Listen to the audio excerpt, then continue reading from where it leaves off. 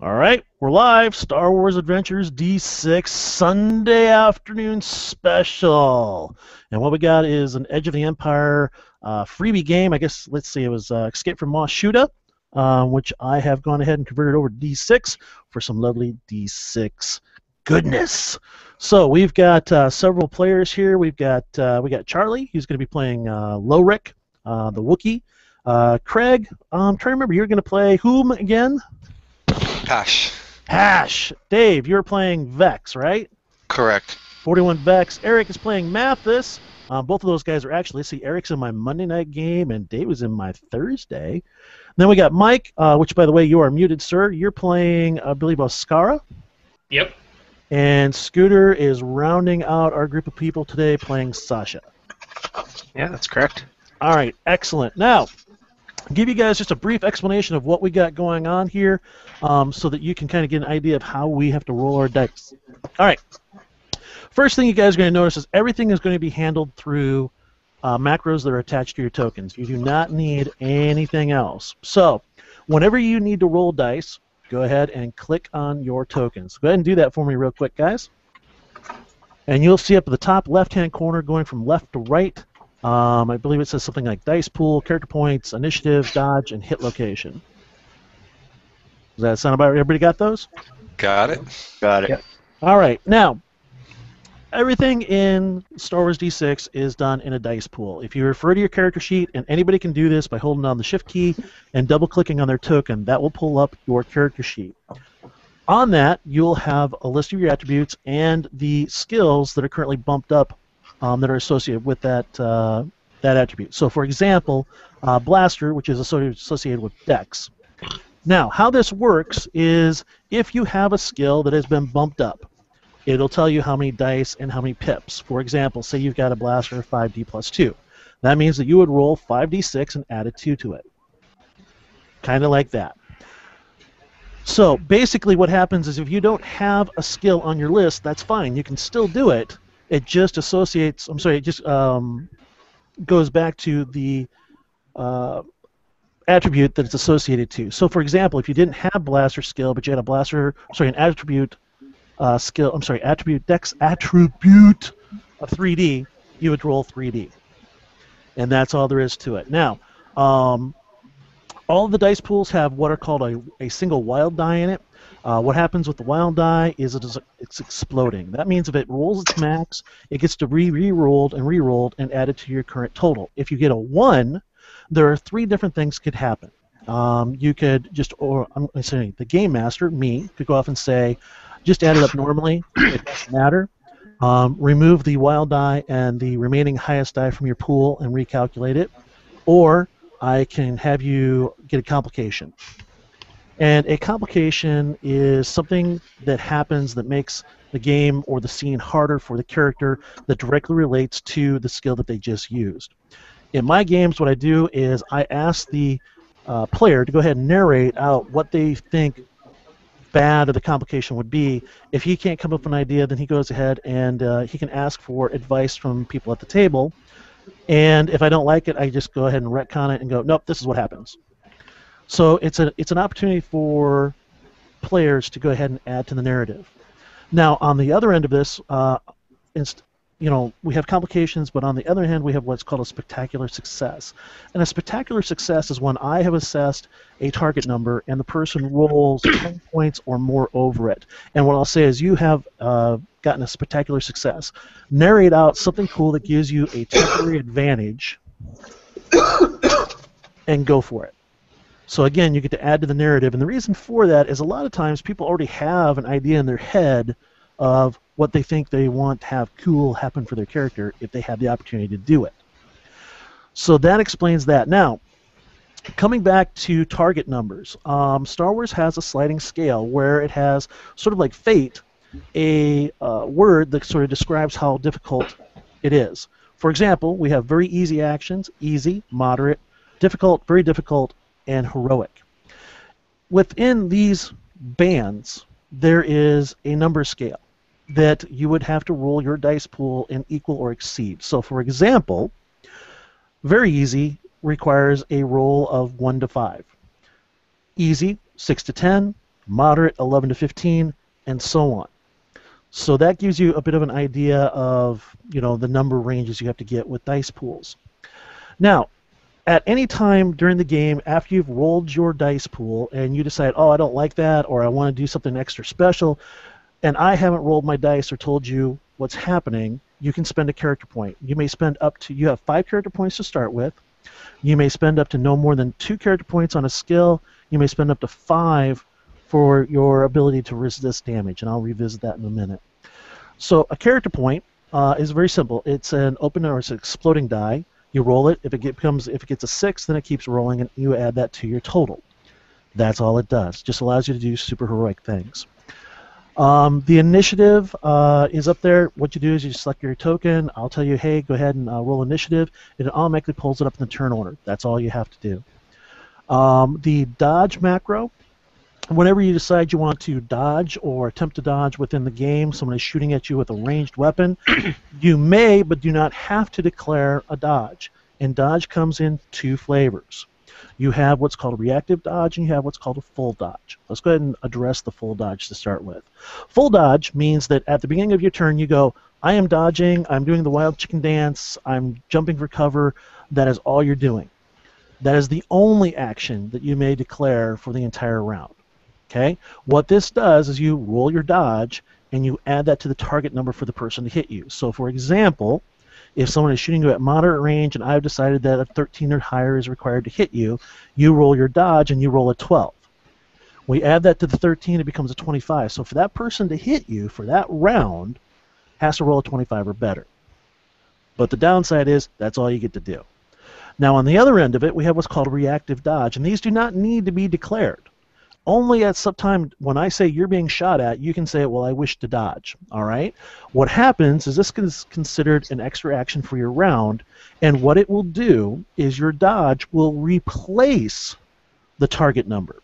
So it's really best to only do that at moderate and short range, or if there's a number of people who are shooting at you. And again, that just replaces the target number. So, for example, what we had earlier, I've decided that it's at moderate range, and you need a 13. You roll a 15, that would replace the 13. But if you rolled a 9 on the other end of it, then that replaces the 13. You've made yourself easier to hit. So yeah, I know it's a little bit confusing. But now, the declaration of actions. In Star Wars, it is a bit different in that you don't just get 1 or 2 actions in a round. What will happen is initiative will come up. I will ask you as the game master how many actions you wish to declare. This means that you declare how many actions you want to perform. And the downside of this is the more actions that you do, the less skill you'll have in them. And how this is worked out is that for every action after the first, you subtract a minus 1d from all of your skill rolls. So for example, say that Posh is in combat and he wants to shoot his blaster twice at a bad guy. Now, he goes off and declares at the beginning of his turn, I want to declare 2 actions. My first action is to shoot at that bad guy. All right, go ahead and roll your blaster skill at minus 1d because he's declared 2 actions. Now, if he had declared 3 actions, then all of his blaster skill rolls would be made at minus 2d. So, does that all kind of make sense for people? Yeah, I think so. I'm gonna say I know it's a lot of information to digest. All right. Now, Yeah, go ahead. I might have some questions. You know, this being my first D6 game, so yeah, you know, I might have some questions. I might be a little confused, but I'll just ask you. Well, that's what this is. This is an intro game, so this is a perfect place and time to go ahead and ask questions. Sweet. Now, what do I expect out of you guys? As a game master, I expect people to show up. Everybody has shown up. So, 1, checked off. 2, I expect you to bring energy to the table. All right? The game is only as fun as the energy and the time that you put into it. I do ask players to speak in the first person as much as possible. I know that people are new, so there's going to be some metamechanic talk, but I do not want to hear from people, hey, I've got a security of 5D to unlock this door. Does anybody have a better skill? Okay? Don't want to hear that at the table. If you want to say, hey, look, man, I'm pretty good at this. Anybody else got experience with this? But I don't want people sitting down comparing character sheets. Okay, that is the first thing that's going to pop a person out of a narrative sort of mindset, is when you start thinking about those things.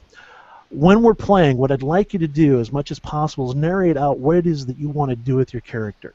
All right? If it makes sense, we'll go with it. If not, I'll ask you to adjust it, and I'll maybe give you some suggestions. But basically what will happen is you tell me what you want your character to do, I'll tell you what skill to roll, and we'll rock and roll with it.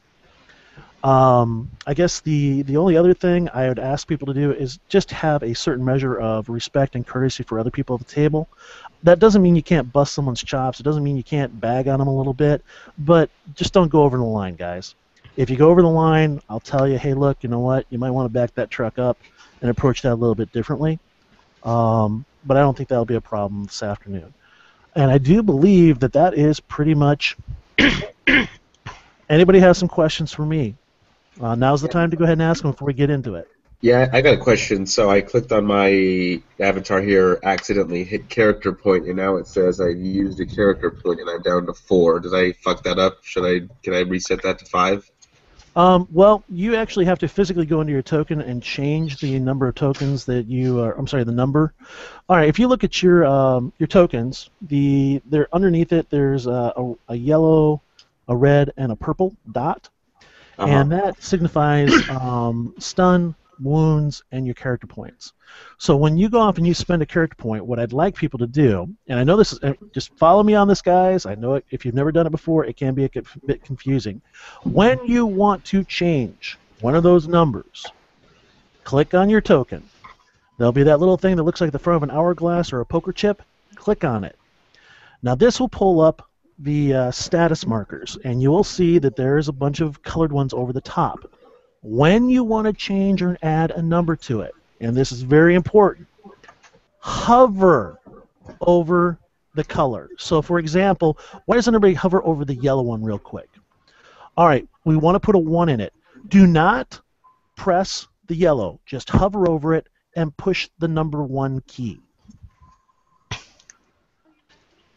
And that will put a 1 in it. Now, if you don't want anything in it, hover over it again and push the 0 key, and that will reset it. Nope, someone actually clicked on it. I told you not to click on it. I said hover. Follow directions. I don't want to have to beat you with a hose. All right, so that's how that's done. Now, when you want to unselect that, the status markers, then you just click on the background of the desktop, and it will deselect. So for in this case, if you had spent a character point, you would click on your token, click on that little hourglass, hover over the purple, and put a 4 in, and that would change it for you. Cool.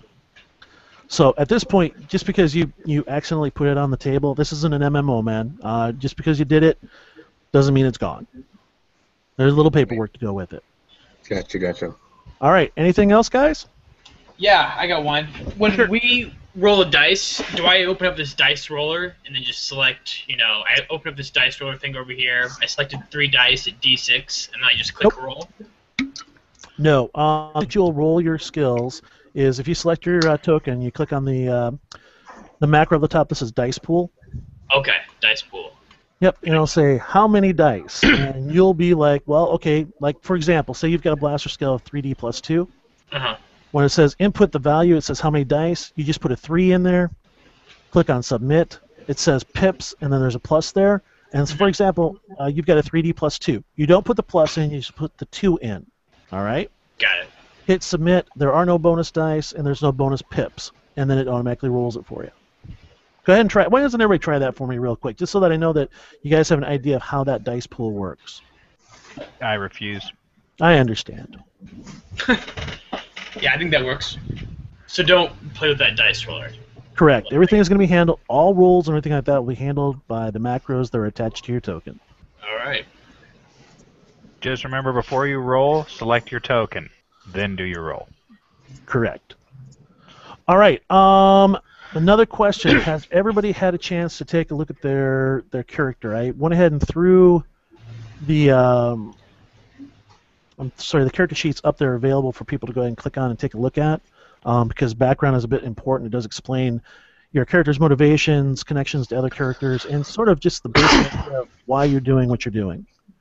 So has anybody had a chance to look at those yet? Yes, I have. Yes, I have. Yes. Yes. Is that a yes from everybody or just somebody's? Everybody but Don. Everybody but Don? Oh, that bastard. He's such a dick. I know, right? I know. I don't know why anybody puts up with this crap. All right, I will go ahead and get you guys moved on over. Hold on one second as I go ahead and get you guys moved to the next screen.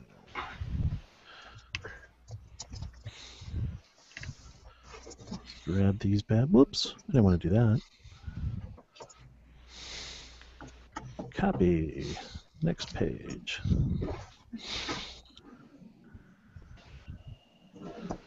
All right, so you guys are currently trying to get out of Mos Shutta. Tokens. And, well, this is just a picture. Relax. And at this point, you have all of you are trying to escape the hut Timo. And to that effect, you're trying to find a way to get out of Mos Shutta. You know that the front gates are probably going to be watched. That would be the first place that Timo will be looking for you. And you know that he has some thugs looking for you. His dreaded Gamorrean guards that he has a lot of because they're cheap and they're dumb. You know that they're out patrolling for you. And at this point, you guys are probably somewhere near the Dubak stables, on your way off to perhaps Shantytown, to try and just find a place where you guys might be able to just take a breather and sort of kind of assess your situation. It is mid-afternoon on Tatooine. There is sand in the streets, and the twin suns are beating down. Most of the people moving around, and there's actually a surprising number of people. The hardy Desians of Tatooine moving about, some of them with sort of heavy brown cloaks and stuff of that nature, their hoods pulled up tight to keep the sun from beating down on them. You guys have just left Timo the Hutt's palace, escaping from there, and his is all climate controlled, set up for the best possible conditions for a hut, which happens to be very muggy and sort of swampish. So when you guys... Dude, you've got to mute yourself when you do that. Oh my god, I'm sorry. Yeah, I'll Okay. mute next time. I got gnarly allergies going right now. My bad. No disrespect, I totally understand. That's the second It's rough. time. It's rough over here. All right. Well, again, no disrespect. Just try and mute yourself. I'll mute next time. Yeah. Okay. Dubak meeting. Yeah, I was just gonna say, and as you guys are walking through the streets, there's a Ronto that like 6 legs and sort of like kicks itself up in the air. It's like kind of swinging its rider around a little bit, and you hear that. So we'll go ahead and use that for our role playing. So that's pretty much what happens. You guys walk outside of Timo's palace, trying to escape, trying to find a way to get out of here, and the temperature difference is the first thing. It just smacks you in the face. You go from a muggy, really moist environment to desert just by walking outside. So it's just like someone had just taken a hot blanket and thrown it across your shoulders. It sucks. So at this point, you guys are moving around, just trying to get your bearings. You are familiar with Mos Shutta. It actually is on a set of what are called mesas or tables. And so there are 2 landing bays in this area. And Timo pretty much rules this area as a small fiefdom in itself. So you guys are making your way around, and you notice that there is a group of 6 Gamorreans coming up and around the corner.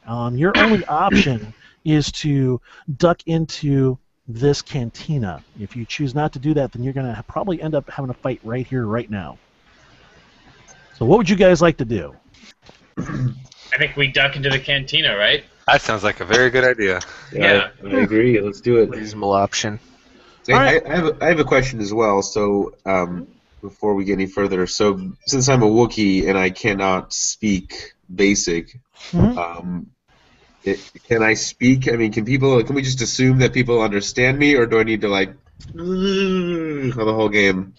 Okay, this is how I normally handle it in my games or the sessions that I've had in the past.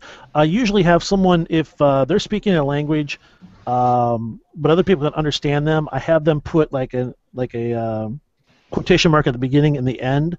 For example, I have a Celestin who goes, "Meep, I run over there to the right, someone cover me, meep." And that means that he's speaking in Okay. Celestin. And what would happen in the movies is there'd be like yellow subtext appearing at the bottom of the screen. Right. I've got a Rhodian that goes Durka Durka. He'll go Durka Durka Durka. I'm running over to the right. I'm going to jump over the counter. Everybody cover me, Durka Durka.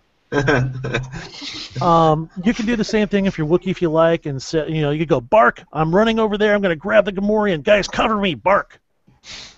Okay. Do I have to do that? Well, you could just go. Yeah, let's go in the cantina.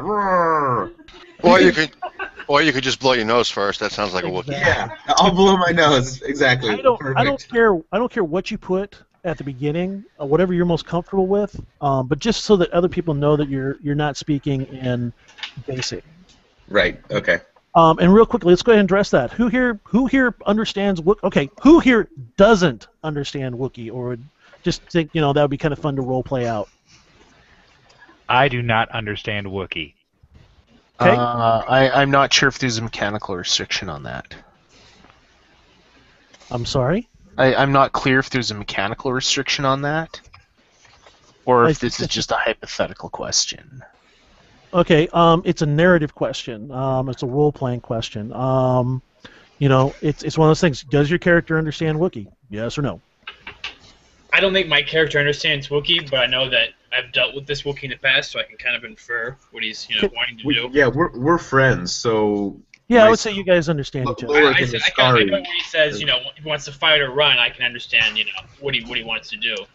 Okay.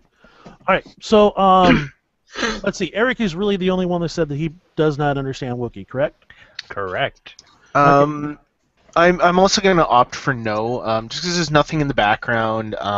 There's nothing saying that that I've had any interactions with Wookiees in the past. There's no direct relations with Lorik. So I'll leave the direct relations with the characters that have interacted with them in the past. All right. So Sasha and Mathis are the only people that don't understand Wook, correct? Sounds like it.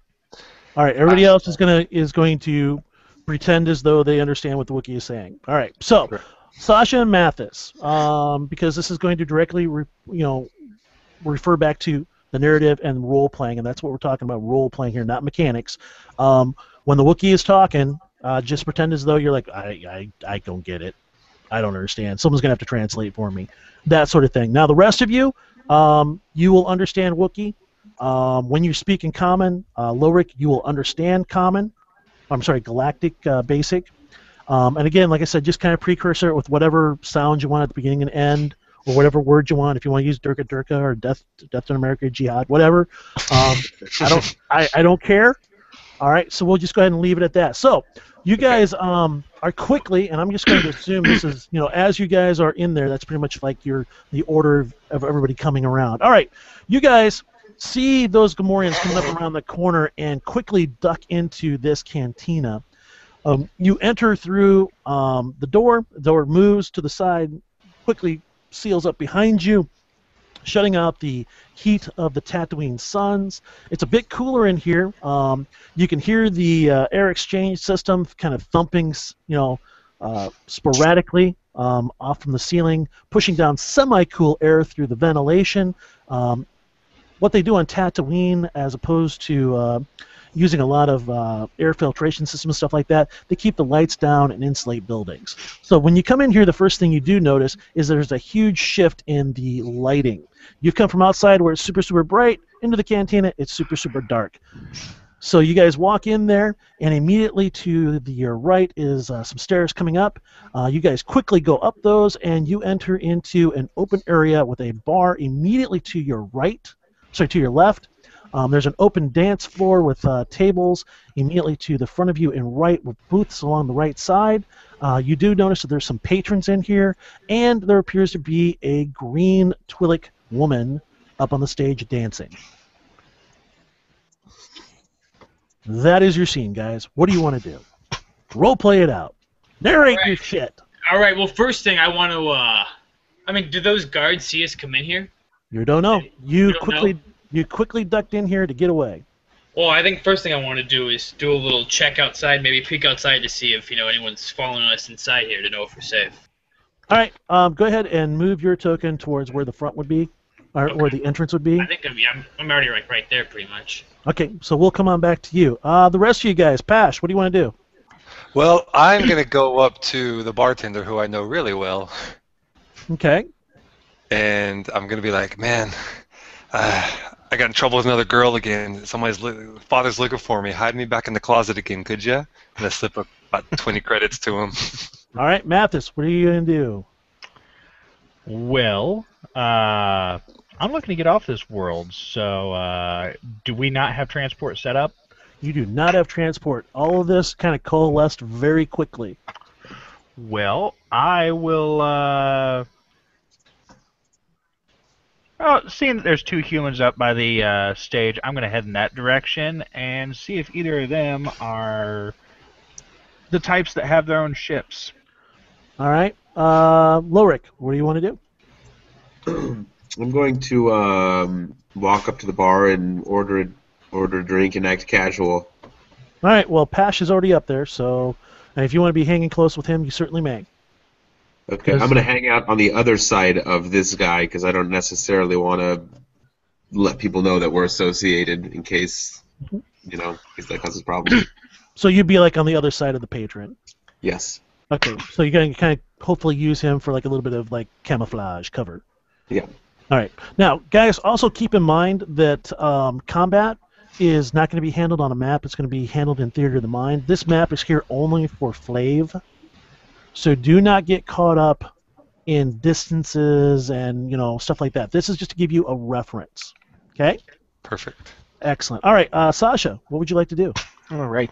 I'm going to hop over. Oh, I'm holding.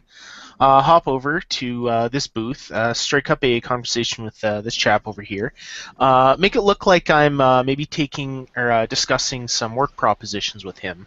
Right. To try and sort of lay low. It's going to look really obvious that we're trying to hide if we're trying to hide individually. It's going to be a little easier to blend in if we're mingling with the other locals and not Right, hiding bosses? together. All right, 41 Vex. What do you want to do? 41 Vex will be. Let's see, ideal. I know you, and I know you. 41 Vex will be following Mathis over here because he doesn't want to go near the bar. And All right. that's the only other person I've dealt with. Excellent. All right, then. I will come back to you guys, and I'm going to start with Oscara. Oscara, you are attempting to be sneaky, and you're attempting to keep an eye on these Gomorians, all right? So you're going to be doing two things, but I'm not going to assess you a penalty for doing two things in a row, all right? So the first thing I need you to do is to see how well you're being sneaky, how well you're trying to blend into your background so that they don't see you. Now, mechanically, what this means is you would roll a sneak roll. If you don't have sneak, it defaults to perception. And we keep track of that number. Now, when this is what's called an opposed roll, so that is going to be the target number by which the guards have to make a search skill. They roll their search, and if it is equal to or higher than your sneak, then they do have the ability to see you, if it makes sense. Okay. Now, if they don't have search, then it goes back and defaults to, again, perception. So, in this case, you're trying to be sneaky. So I need you to go ahead and select your token. Do you have sneak? I don't have sneak, but I have 4D perception. All right, so then what I want you to do is go ahead and click on Dice Pool. Put a 4 in, submit, and submit again, and it'll roll the dice for you.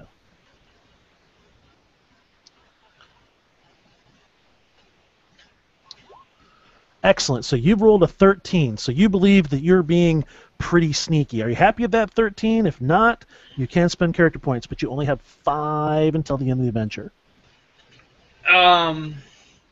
You don't have to spend them. In fact, I, as a game master, would suggest that you do save them until you really need them or want to do something really cool. Okay, well, we won't spend it then. Excellent. All right. I'm going to actually have you go off and make a perception skill, or I'm sorry, a search skill at this time. If you don't have search, it defaults back to perception. Your perception is 4D. So go ahead and roll that second skill test for me. All right. And you do it exactly the same way. Click on Dice Pool, put in the number of dice, number of pips, and if there's any bonus dice, which there are not. Okay, 14. All right. You are, you stand over there and you open up the door as best you can, sort of like playing with the control so it doesn't open all the way up. And again, the first thing that really happens to you is at first you're blinded by the Tatooine suns reflecting off of the ground and stuff like that, having already been inside a very dark area. You sort of like rub your eyes a little bit, kind of squint them to try and get a better look at what's going around. You lean up very close to the wall and sort of like peek around the edge, and sure enough, there are 6 Gamorrean guards probably about not less than 3 meters from you. What do you do? I'm running. Is there a back door to this place? There isn't, right?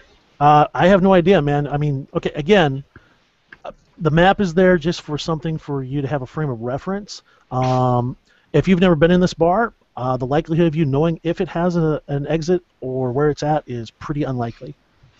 Okay. Well, But again, I'm still remember, be as much in your narration as first-person character as you can. It's not D&D, it's not Pathfinder, it's not 4E, it's not tabletop, it's roleplay. Right. Okay, well, I'd like to run away from these guys rather quickly.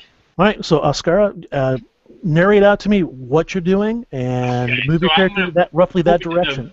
Moving to the bar here, I'd seen earlier that there was a lady of my Twilight race or whatever, and I know I can communicate with her, using my tentacles. So, as I'm walking up, I'd like to communicate with her and ask her if there's a back door out of this place. All right, go ahead and move on over there. You're moving very quickly. You do a quick scan around here, and the only Twi'lek that's in here is the one that's up on stage, partner. Yeah.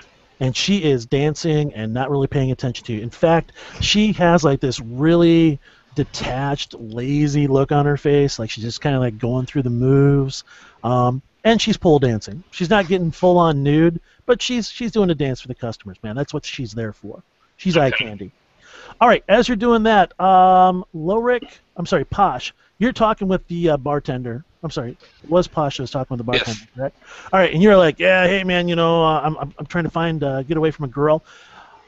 He's like, letting you go, man. You're always getting in trouble, Pash. What seems to be the problem this time? Moisture farmer's daughter or what? Oh, same thing always. So And now should it's I got a do- bunch of thugs looking for me.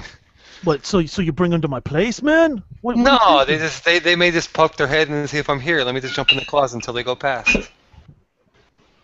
He kind of like looks around. He looks at the money. Fine, go ahead, get back there, man. Thanks, man.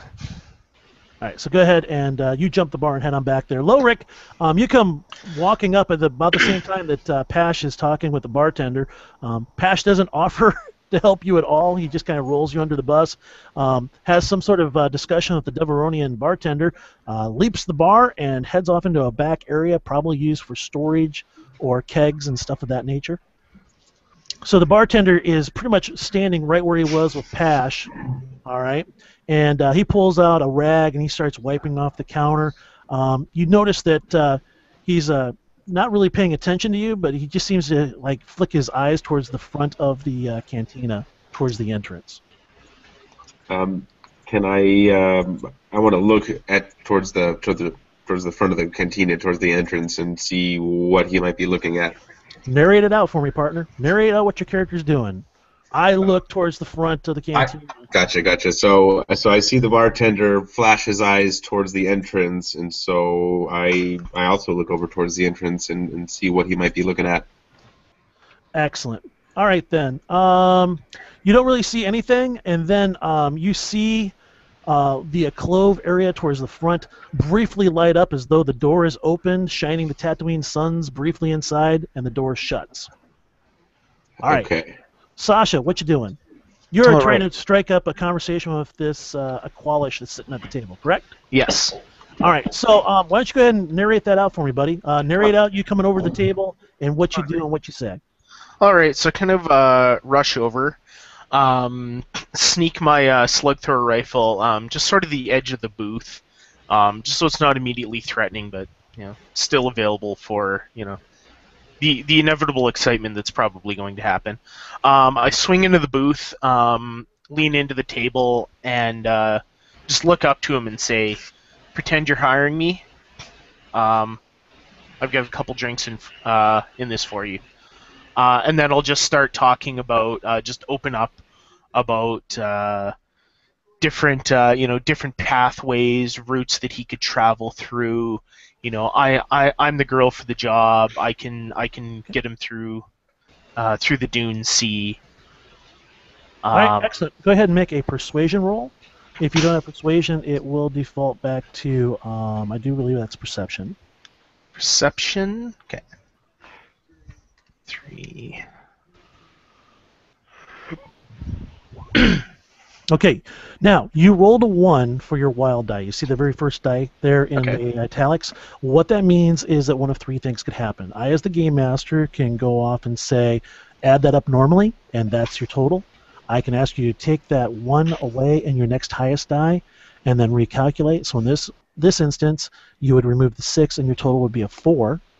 Or if I thought it was dramatically appropriate to the scene and I want to add a little excitement to it, I can say that a complication has occurred.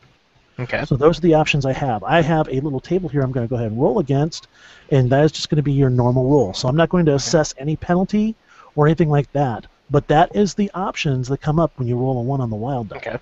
So at this point, you're being semi-persuasive with him. He kind of looks down at you, and a Qualish, he sort of sounds almost kind of like a rhino, kind of like snorting at you. And I can't, Darka, well, I'll tell you what, seeing as you're here and everything like that, and he kind of like taps his empty glass on the table, tap, tap, I could use a refill. All right. So I'll turn over to the bartender, and I'll, it's going to be too long to shout out the order, but I'll just sort of gesture, make the like appropriate sign that we need service. Excellent. Motion over for a drink. Okay. You notice the bartender briefly catches your eye from across the room, nods his head. You see him sort of turn away from the front, immediately to his left. There appears to be a serving girl over there, and she runs over to you guys real quick. Just, doesn't run, but heads over. So, what do you guys need? I'm gonna need a drink to hopefully seal our new business arrangement.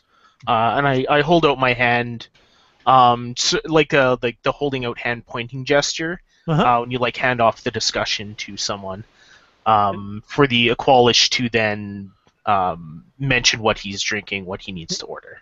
All right. He and hopefully assume that he's not ordering something completely absurd. Okay. You see him push his little glass. It's kind of like a stein. You see him it's sitting on the table, and then with his left hand you see him push it towards the serving girl, and in very clear bass he goes, "Lum," and that is just a type of drink. But seeing as he's only spoken to you in Aqualish, it's sort of interesting that he knows that word. Yeah. Lum. All right, Mathis and Vex, narrate what you guys are doing and what you want to do and what you see. Go ahead, Mathis. Okay. These 2 gents that are sitting there at the table, do either of them have the look or carry themselves like they're a spacer, perhaps? From my time traveling from the core world out this way, I might have an eye on them. Nope. Actually, these guys are readily apparent as being moisture farmers. Okay. You can tell by the equipment they're wearing on their belts. You can just tell it in their demeanor, their facial expressions. They're here to grab lunch, check out a pretty Twi'lek girl, dance, and then head back to the field. Okay. So a very slim chance of them actually knowing someone that would have transport then. Well, that's what I get for haste. I'll look around the rest of the cantina, basically case the joint, looking for anyone that fits the description, a spacer that could help hopefully get us off planet, because I really don't want to deal with that hut. Right. All right. So basically, are you gonna grab like the table that you're right at right there? Just kind of like grab a chair, looking towards the front of the building, and just sort of case it out real quick. Correct. All right. Vex, what are you doing? Vex, who was following Mathis, is going to start complaining to him. Well, then do it. Role play it out, partner. Master Mathis, I don't know why I am in danger now, but this has something to do with you and the last time you have helped fix my servos. Suddenly something has come over me and I am not appreciating this, and now we are in this establishment and we need to get out of here. There is nobody here that can help us. Well, the downside to getting out of here right now is there's a bunch of thugs outside with vibro axes that are very interested in making us smaller pieces. Somebody's either read the adventure or played it. Well, as long as you keep your head intact, I can patch you up. Don't worry. Yeah, but I need my hands to keep you intact. Face it, we're in this together, Vex.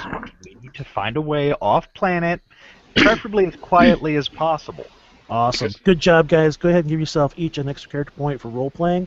Skara, you are making your way around the far side over here, I'm assuming. Sort of coming over here and trying to get the Twilight Dancer's attention, correct? That's right. All right. You're sort of like, are you kind of like waving your hands, or are you just doing like the Twilight Leiku thing? I'm doing the Twilight thing, and I'm walking up to the bar, and I'm going to sit right here on the edge of our table here. And I'm going to sit down, trying to look casual looking. I'm going to toss, I guess just one coin her way, just, a small little gesture while still trying to get her attention, maybe small. Maybe I'll toss 10 her way, actually. All right. So I'm going to kind of pique her attention a little bit. All right, so you throw some tokens up on the table. I'm sorry, up on the dance area, try and get her attention, kind of thing, right? Right. All right. As I'm doing that, I'm trying to communicate to her secretly. I'm asking her. I'm trying to communicate help or SOS or anything like that. Trying to get her attention as best I can. All right. Well, you sort of reach up there to hand her the money, and she. Reaches forward to it, sort of like put it in her little, Star Wars version of a G-string, okay? All right. And as she's leaning forward, she has a bit of a surprised look on her face, because obviously she wasn't paying attention to who the patrons are or anything like that. And to come face to face with another Twi'lek and another a female Twi'lek that's tipping her is a bit, unique for her. And she immediately sees your Leiku trying to communicate with her that you are, look, I'm in danger. I need help. Right? Right. Okay. And what she does is she's startled for a second, and she sort of, misses a beat in her dancing and stuff like that. And you see one of the male patrons, one of the human patrons, immediately in front of you at one of the tables, kind of scoff a little bit at a rookie mistake, Twi'leks are known to be graceful, sort of sexy dancers, and she just stepped on her own foot, basically. You see her kind of like look around. Her look towards the front of the cantina. Her eyes get a bit bigger, and she looks at you. And with her Leiku, she instructs you that back here, head back there and hide. Okay. So I'm gonna, as gracefully as I can, follow her cue. And kind of just move like I belong there, and just kind of walk casually out the back door there. There is no back door. It's a back area. Right. Back right. In fact, there's like on either side there, you'll notice that there's like an open area here and here. And basically what's going to be in there is just going to be a curtain that you can pull back and forth. Okay. All right. So that is what you guys see. Everybody has had their moment.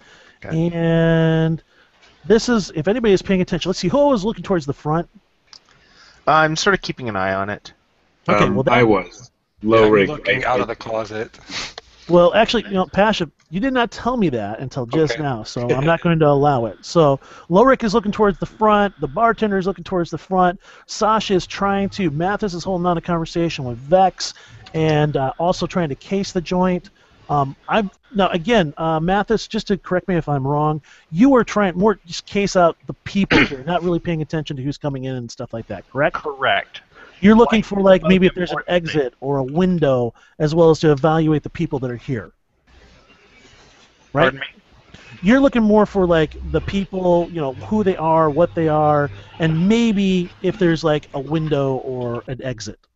Primarily looking for a pilot, you know. So I'm focusing on the other patrons in the establishment.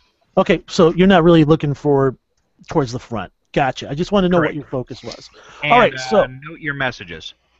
thank you.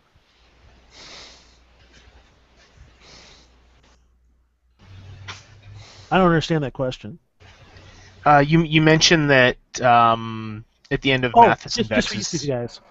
Just for you two guys. You did an Okay. excellent job. You were above and beyond. Mathis and 41 Vex did a great job of just, you know, doing really embracing what it is I want the rest of you guys to do.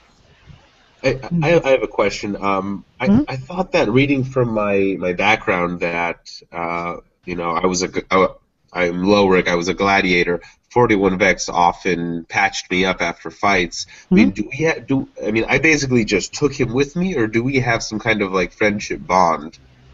Why don't you guys figure that out here real quick? Let's just take a quick moment right here and go ahead and figure out how you guys are connected to each other. So 41 Vex, Lowrick, narrate it out for me, guys. How are you guys connected? What's the level of your guys' friendship? Well, over the years that I was forced to battle for Teemo and show off in the ring, 41 Vex would always patch me up after every battle. So I feel some sort of connection to 41 Vex. I'm not sure if he feels the same way towards me, but I guess that's up to him. Droids don't have feelings. Yeah, 41 Vex doesn't. However, in a droid sense, he has an appreciation for you, as he's always trying to get better in his medical skills, and you constantly provide him with the opportunity to do that. Okay. So with all those times that Vex, all those times that you've been fixing him up and stuff like that, have you ever like, sprung up a friendship with him, or has it always just sort of been like hands off or distant? Oh, no. Well, Vex is the type of droid that he's programmed with that doctor personality where he talks and tries to cheer up. So I would say, in the sense of a droid, there is some form of friendship there between the two. All right, so you've got a great bedside manner, and you do have a connection with him other than just a patient. Yes. But a small connection, not a strong friendship, but if you guys were in a bar fight, imagine that, and Lowrick was up against the wall of a couple people looking to pound him into the ground. Vex, would you step in from behind? Well, I would try to help him. I don't know so much as the fighting part. Okay, so but I mean, you would roll him under the bus. I wouldn't throw him under the bus, no. Okay. Okay. And when Oscara and I decided to leave Teemo the Hutt and escape from there, I'm the one who wanted to bring along my droid, my medical droid. So I grabbed 41 Vex, brought him with me. So I would feel that he might have some. Well, I don't know. He's a droid. I don't know how many emotions he has, but I would feel that he would feel some sort of obligation towards me, or some sort of gratitude for getting him out of there. Yes, there is probably that, because Vex, you haven't been very happy working for Teemo. Your sort of thing was that you wanted to become better in your field of study, which is helping people. Teemo offered that up to you, and in fact, instead of giving you upgrades to make you a better medical droid, in quotation marks, he ended up attaching power tools and stuff like that, and having you clean, fix ductwork. Yes, correct. So, also, though, according to my character sheet, I understood that Lowrick wanted to escape, and I introduced him to Posh. there you go. Because you are my favorite mechanic. All right, so Lowrick, at this point, I would say that you probably have some sort of, some kind of bond to Vex. Perhaps he's the only one in Teemo's Hut that has treated you something other than a commodity.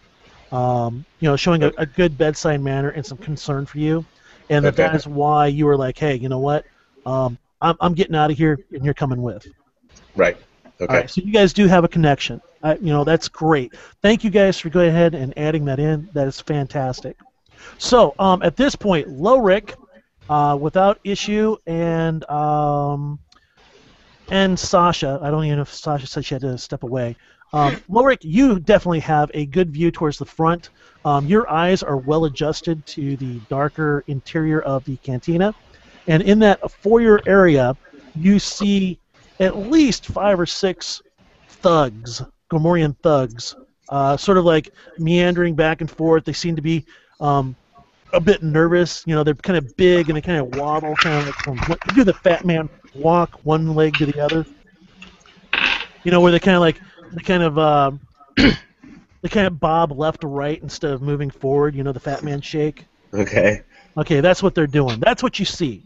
Okay. So as you guys are doing that, these guys walk into the cantina, and you see that they are pretty much looking around, trying to let their eyes adjust. Mathis, why don't you go ahead and make a...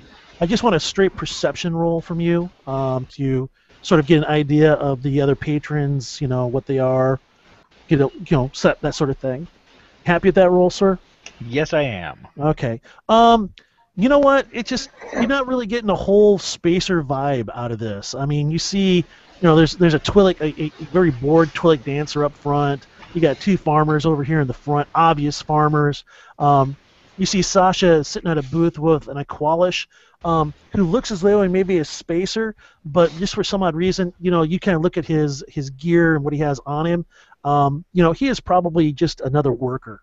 Trying to find work of his own, perhaps, but that is definitely a person who doesn't own a ship. Looking over towards the bar area, the bartender, which is a Deveronian, standing in front, next to where Lorik is, and a Basilisk. Again, the Basilisk is the only thing here that looks sort of out of place for you. Basilisks are more of an aquatic race. I mean, they prefer wetlands and freshwater areas and stuff like that. So this 4-armed alien probably has a story of why he is on a desert planet out in the outer rim, far from his favorite aquatic places. But again, he gives the impression of being more a person that might be looking for work as well. Okay. All right. So Sasha, Lorik, and Vex and Ascara, if you are peeking around the curtain, which I would assume you are. Right. All right, you see these group of Gomorian thugs towards the front of the cantina, sort of actively looking around.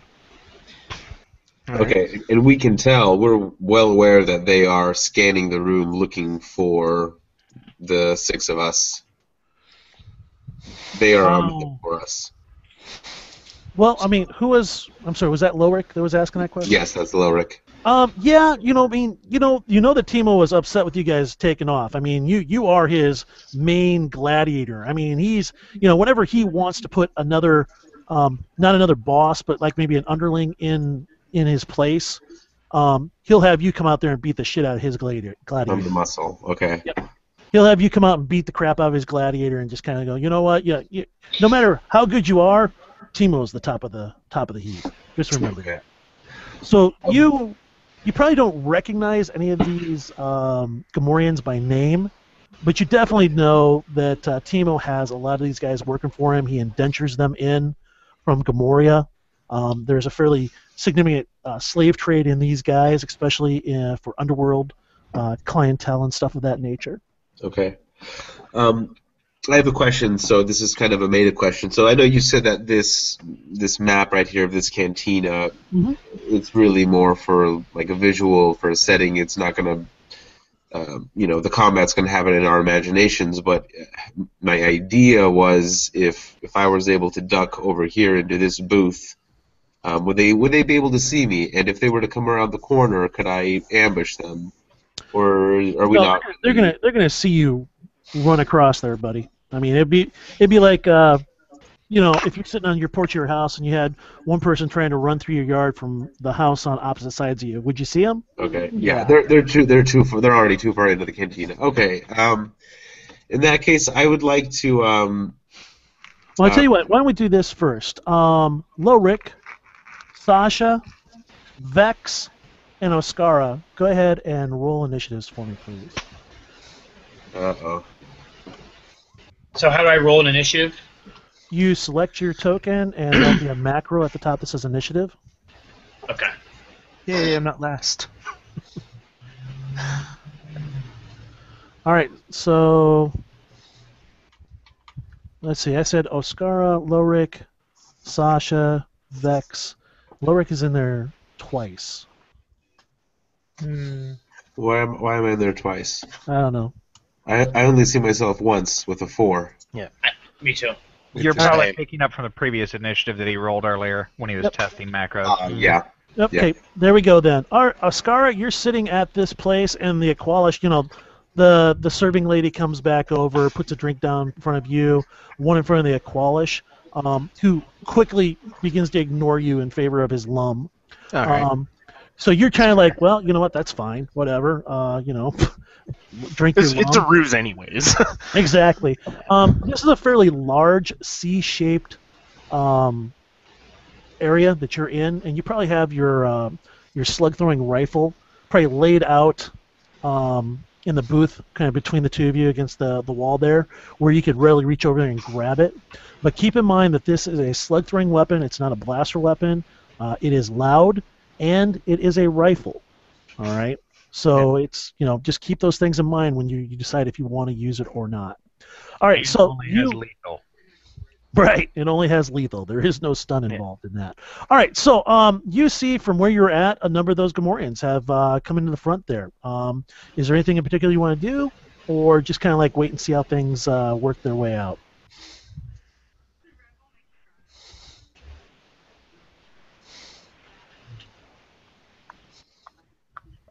Sasha? TikTok. I thought Oscar had initiative. I yeah, it's just apologize. right, yeah. Ascara, I apologize. You are 100% correct. Okay, yeah. Ascara, you're in the back area. There seems to be like a station for putting on makeup. There's a couple of places where there's some like costumes and some clothes hanging up, and it's actually quite claustrophobic back here. There's not a whole lot of extra room at all. There's a red drape or curtain in front of you that you kind of like pull to the side and sort of look out there. And across this area, across the stage, you do see a number of the stage lights on the floor kind of like flashing up, sort of obscuring your vision just a little bit, but you are able to see at least a group of Gamorreans sort of like lumbering around at the front of the cantina. Okay, well, first I want to kind of, as my bounty hunter, I want to check, my local area. Is this a good defense area? Is the wall thick enough to protect against blaster fire? How do I feel about this area in terms of defense and shooting? Okay, let's see. Do you have tactics? And if not, that'll default to, I believe, knowledge. Okay. No, you don't have any tactics, so go ahead and roll a 2d plus 2 dice pool for me. Okay. And that will be your action. I will come back to you. Vex, what are you doing, partner? All right, so Vex is sitting there talking with Matthias, and he sees the Gamorreans coming. Well, it depends. I mean, do you have the back to the front? I wasn't very clear on this. I thought that you were sort of like over here with Mathis, kind of like chatting with him, looking towards the front like he was. Or, I mean, Okay. that's how I envisioned it. If it's not what you've got, then that's not what you got. That's fine. I can work with that. Okay. So yeah, you see Gamorreans come walking in. All right, so Vex goes into a panic, and he goes, "Do you see, Mathis? This is what I told you. Now they're here. Timo's men are going to get us, and what are we going to do? We'll never survive this. Never, I tell you." Awesome, Sasha. The description I just gave you a little bit ago. Yeah. That is pretty much what you got. Anything that you want to do in particular? All right. I'm just going to just maybe nudge in a little bit into the booth, so I'm a bit closer to my slug thrower. Okay. But I'm going to keep up the ruse. Like I said, it's a ruse. I'm bribing him to pretend that he's hiring me, so Okay. and that's basically just him putting up with me being in the booth. So I'm just going to keep talking about like different pathways, different advice for scouting, and on whatever mission we're pretending he's hiring me for, and just sort of keep an eye on the Gamorreans and try and buy my time to figure out to get a better assessment of the situation Sure. and figure out what the next step is. Excellent. All right. A 16 is a really good roll. You'll notice where your wild die exploded and it re-rolled there. Yeah. That's when it works to your advantage. So you've rolled a 16. That's pretty decent. So from a tactics standpoint, where you're at is offering you a good amount of cover. This is, you're not really sure of the construction of the place, but you're thinking, where you're at right here is going to definitely offer you a lot of cover, which is good. It doesn't really give you a very good shot towards the front. I mean, there's a lot of patrons in front of you. You got the toilet girl on the dance, dancing out there, stuff like that. So, I mean, that's what you kind of figure out from your tactics. Okay. And the comm link I have, this is in communication with the rest of the people around me, right? I can maybe use that to contact my old buddy Pash over there in the closet. Absolutely, sure. So I'm gonna get on this comm link, and I know my Wookiee buddy Lorik's on it too. So I want to tell them that it's about to go down, and Pash should get ready. Role play it out for me, partner. So yeah, Pash, we got bogeys incoming from the front, and they're ready to party here. So I think you should maybe take a look out the front door there and get ready for it. Lorik is about to be ambushed on. I reply, this is Lorik. I reply on the comm link, keeping my voice down so that the Gamorreans don't hear me. What do you guys think about me telling this bartender to get these guys out of here? Do you think I can convince him to get these Gamorreans out of this bar? And that's about as much time as you have. All right, Lorik. Your turn, partner. Incidentally, I'm gonna wince as the chirps coming over the comm, because mine obviously would be tied in with this through Ascara. Okay. Sure. So just sort of like the wince that, like, oh my god, these guys are gonna blow my cover. Sounds good. You're like, kind of do the whole face palm where it's just sort of like just bring my hand up to try and cover it a little. Yeah, because an almost 7 foot tall Wookiee in the middle of a bar just doesn't scream hello. Yeah. All right. So what do you want to do, sir? Who? Lorik? Yep, Lorik. So I am. I look at the bartender and I say, "Listen, those 6 Gamorreans that just walked in through the door. I need you to tell them to leave because there's an emergency situation, and if you don't tell them to leave, then bad things may happen to you." So you're pretty much threatening the bartender, is what? Yeah, I'd like to use my intimidate skill to see if I can get him to kick these guys out. All right, go ahead and try it. Role play it out. You pretty much told me what you're going to say. Go ahead and roll your intimidation.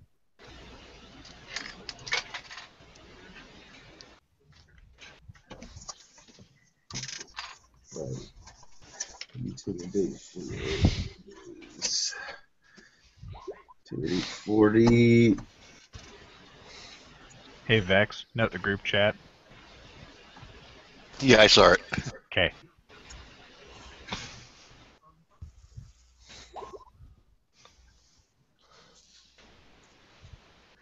Okay, 14. You sort of reach out there for paw and grab him by the shirt, and you're like, "Hey, tell these guys to get out of here. I'm gonna pound you in the dirt. Bark, bark." Yep, there you go. He has a frightened look up on his face, and you release him, and he sort of takes about 2 steps back, and you see him sort of almost do like an assessing look at you, and then look back at the Gamorreans, look back at you again, and you see him throw his rag on the counter and start walking towards the opposite end. "You guys, you need to get out of here. You're not welcome in here. There's going to be nothing going on here today. Just go." And you see 2 of the Gamorreans step around, and one of them grabs a chair in front of the bar and throws it at the bartender, who attempts to get out of the way. Another one throws another chair. It smashes into the liquor area immediately to the rear of the bar over there, smashing and bending up some of the metal and breaking glass and alcohol containers. The these guys start moving more towards the front and stuff like that. And these three here are actually going to recognize Lorik. Which three? It doesn't matter. You know, there's a couple of them that see you, Lorik. Okay. And let's see. I'm trying to remember. Whoops, that's the wrong one. I didn't get a chance to read these the other night. So anyway, they appear to have cudgels. And they are starting to move towards you. At least these three are. I'm going to try to peek out once I hear chairs crashing behind the bar. All right. You look out there. The bartender has got his arm up, thrown over the front of his face, as though he's trying to like protect himself. You see him sort of fall back on his butt, back against the wall on the opposite side of that liquor area, and he falls from view.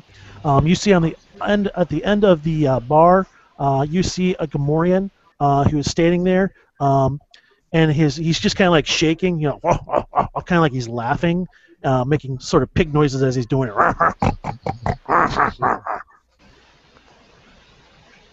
All right, so at this point, I need everybody that has not made an initiative roll to go ahead and make one. I believe that would be Mathis and Pash are the only ones that have not added to the initiative order. All right, so top of the initiative order, Pash, how many actions do you want to declare, and what is your first action?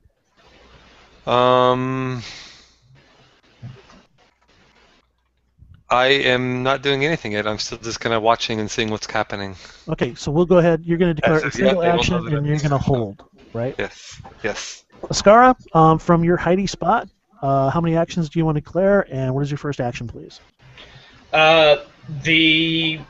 Make really just one action. I guess two actions. First action, I want to let this my Twilight buddy that helped me out here. I want to give her the clue to get off the stage. Okay, I will allow that as a free action. You just yell at her, "Hey, get down, get out of the way!" Okay. And All right, second so action is I'm just going to get my blaster ready and point it right at the front door. And just get ready for something to happen. All right, excellent. So in this case, you're readying your weapon, aiming towards the front. All right, what I'm going to do is I'm going to allow. I mean, there's a thing where you can go off and take a round to aim, and it gives you a +1d to your action the next round. Okay. That's what we'll go ahead and do for you. You're watching the front. You have your weapon out. You've yelled at the Twilight dancer to get out of the way, get off the stage. It's getting ready to go down, and you're just holding. So, next round, if you're not shot at and you don't have to make like a willpower roll or anything like that, you'll get an additional +1d bonus to your blaster skill. Okay. Vex, what are you doing, partner? How many actions, and what is your first action?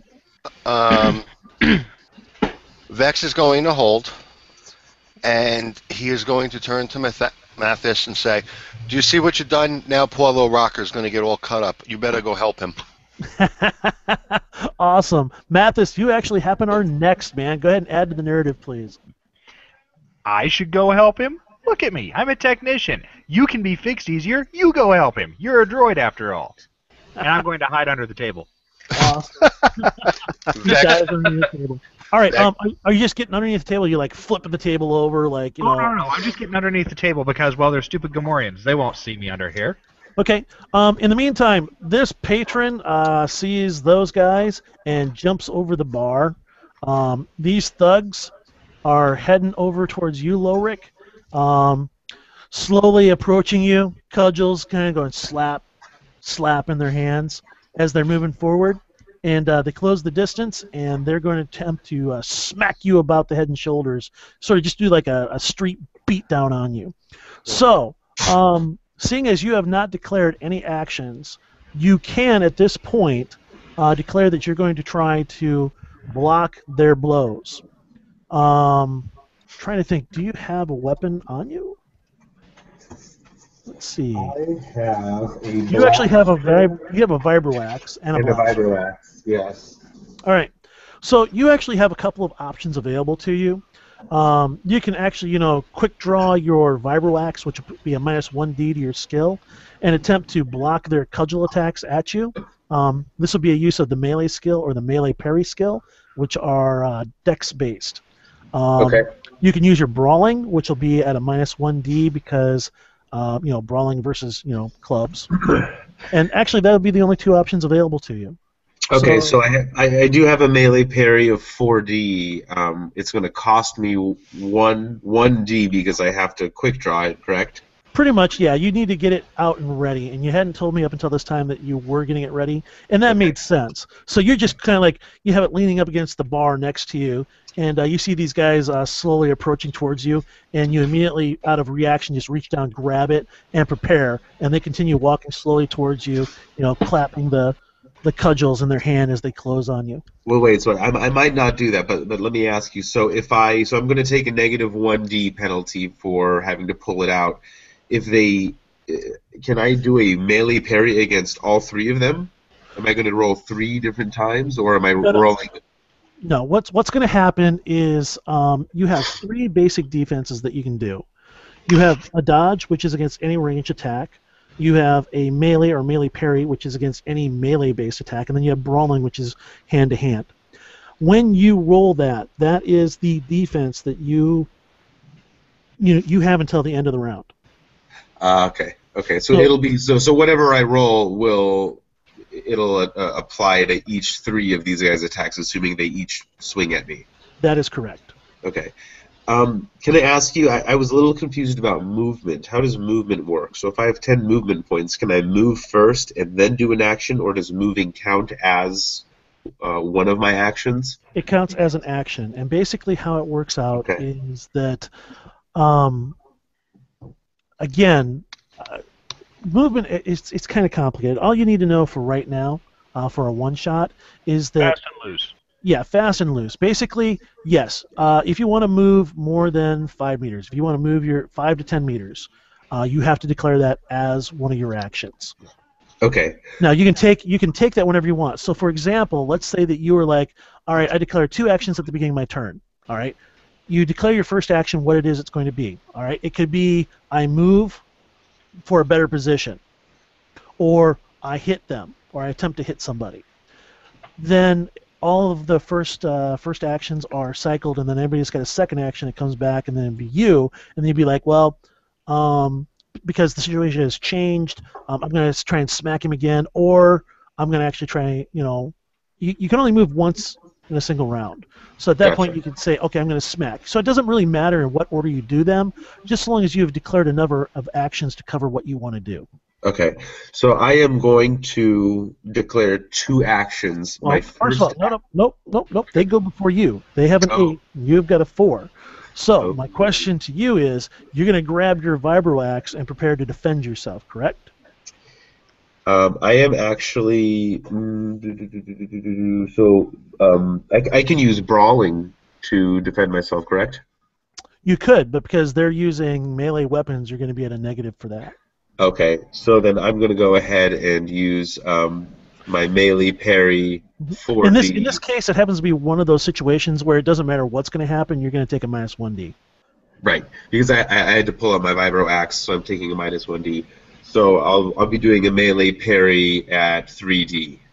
Correct. You have a 4d minus 1d. So if you want to attempt to make it more difficult for them to hit you, I'm giving you the option. They're closing on you. Do you want to defend?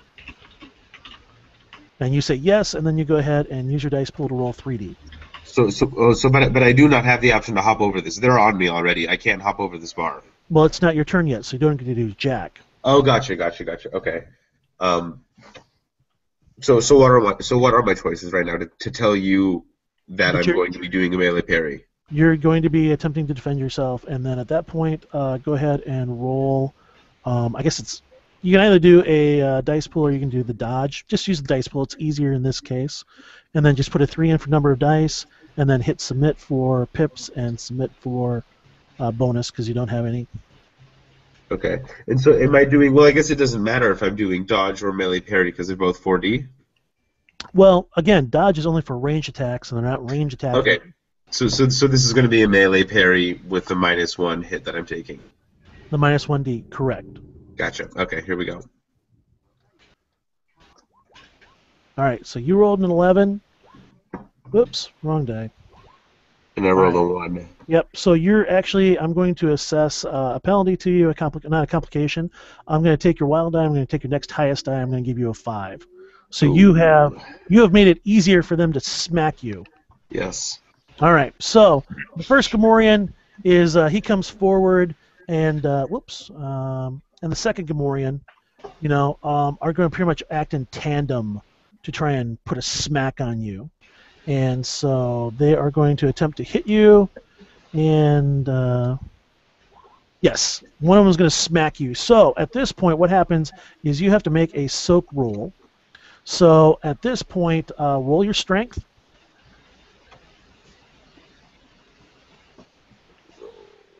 My strength, which is going to be 4.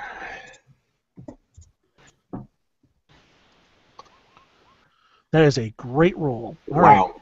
right. Yep. So now I roll an extra die for the wild die being a 6? It already rolled it for you automatically. Oh, I see. Oh, cool. All right, so they are going to attempt to smack you, and I rolled really, really badly. So, one of them sort of like, coming forward, trying to get your attention, kind of swings at you. The other one misjudges the way you move. He swings his club at you and misses. All right? So Okay. this last little Gamorrean over here, he's going to attempt to smack you as well. And he does smack. And go ahead and roll your soak for me again. This will be soak physical or soak P if I have it on there, or just roll your strength.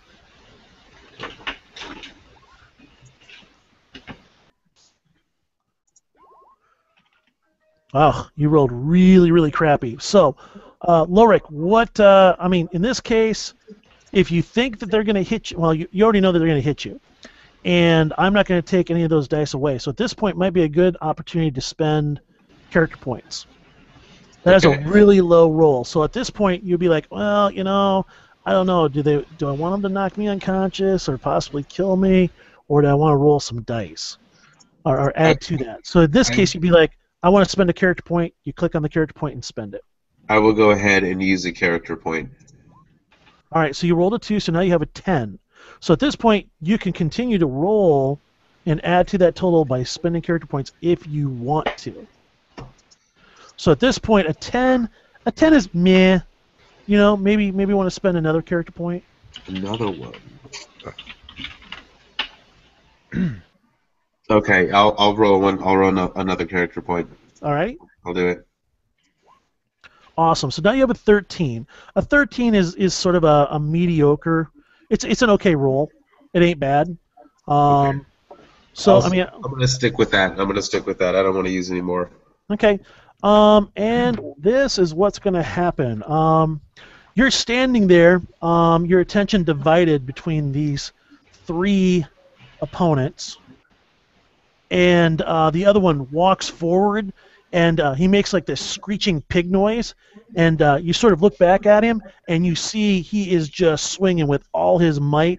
You see like the club falling in slow motion. There's nothing you can do. You can't dodge it. You can't nothing.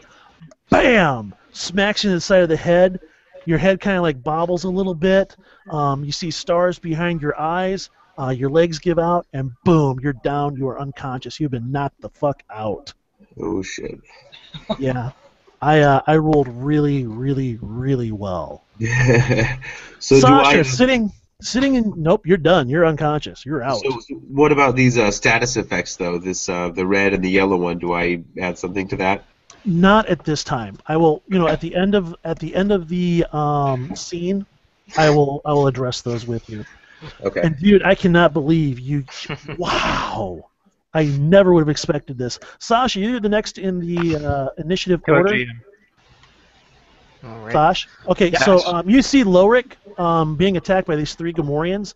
2 of them look like it almost looks like they orchestrated this as a group. 2 of them seem to like they be getting his attention, and another one just kind of walks up and goes, BAM! And you see Lorik take a hit like you've never seen a Wookiee take one before, and you see something you've never seen before. And I scream out. Loic screams out, and he goes as he hits the ground. And you see something you've never seen in your entire life, Sasha. A Wookiee knocked out. Sasha or Pash? Sasha. Well, all of us. Well, That's I don't know beginning. about the rest of you, but definitely for Sasha, you've never seen a Wookiee get Yeah. just knocked out in one hit. All right. So what are you gonna do? What are these 3 Gamorreans doing? They seem this one here, is continuing to laugh and chuckle at the bartender cowering on the other side, and these Okay. other two seem to be just kind of like backing him up, muscle. Okay. All right. So they're not doing anything. I mean, that's Okay. Okay, it's just the Wookiee King party. Yeah, the Wookiee Okay. street beat down over All there. right. So narrate out what you see, Yeah. and then tell me what you're gonna do. Okay. So as I'm watching the Gamorreans just close in on the Wookiee and just lay into him. I'm going to finish reaching over, slam my rifle down on the table. As I start to take an aim, I just sort of remark over to the Aqualish to grab his drink and keep his head down. And I'm going to pop off a shot at this Gamorrean. Okay, so you're declaring a single action. All right. So as a free action, you're going to tell him, hey, look, grab your drink. And as you're grabbing the weapon, you see the Aqualish eyes kind of get a little bit big, and he immediately, without even you having to tell him, is grabbing his drink, and he is like scooting around the edge and putting his back as far into the wall as he can. You're going to be at -1d to your shot, and go ahead and roll your skill. All right.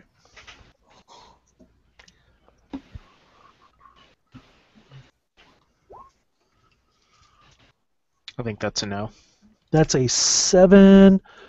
In this case, if you think you want to, you could spend a character point. You can spend up to 2 character points to augment a roll if you want, or just go, the hell with it. What am I looking at in terms of number scales? I'm not telling you. Like what am I looking?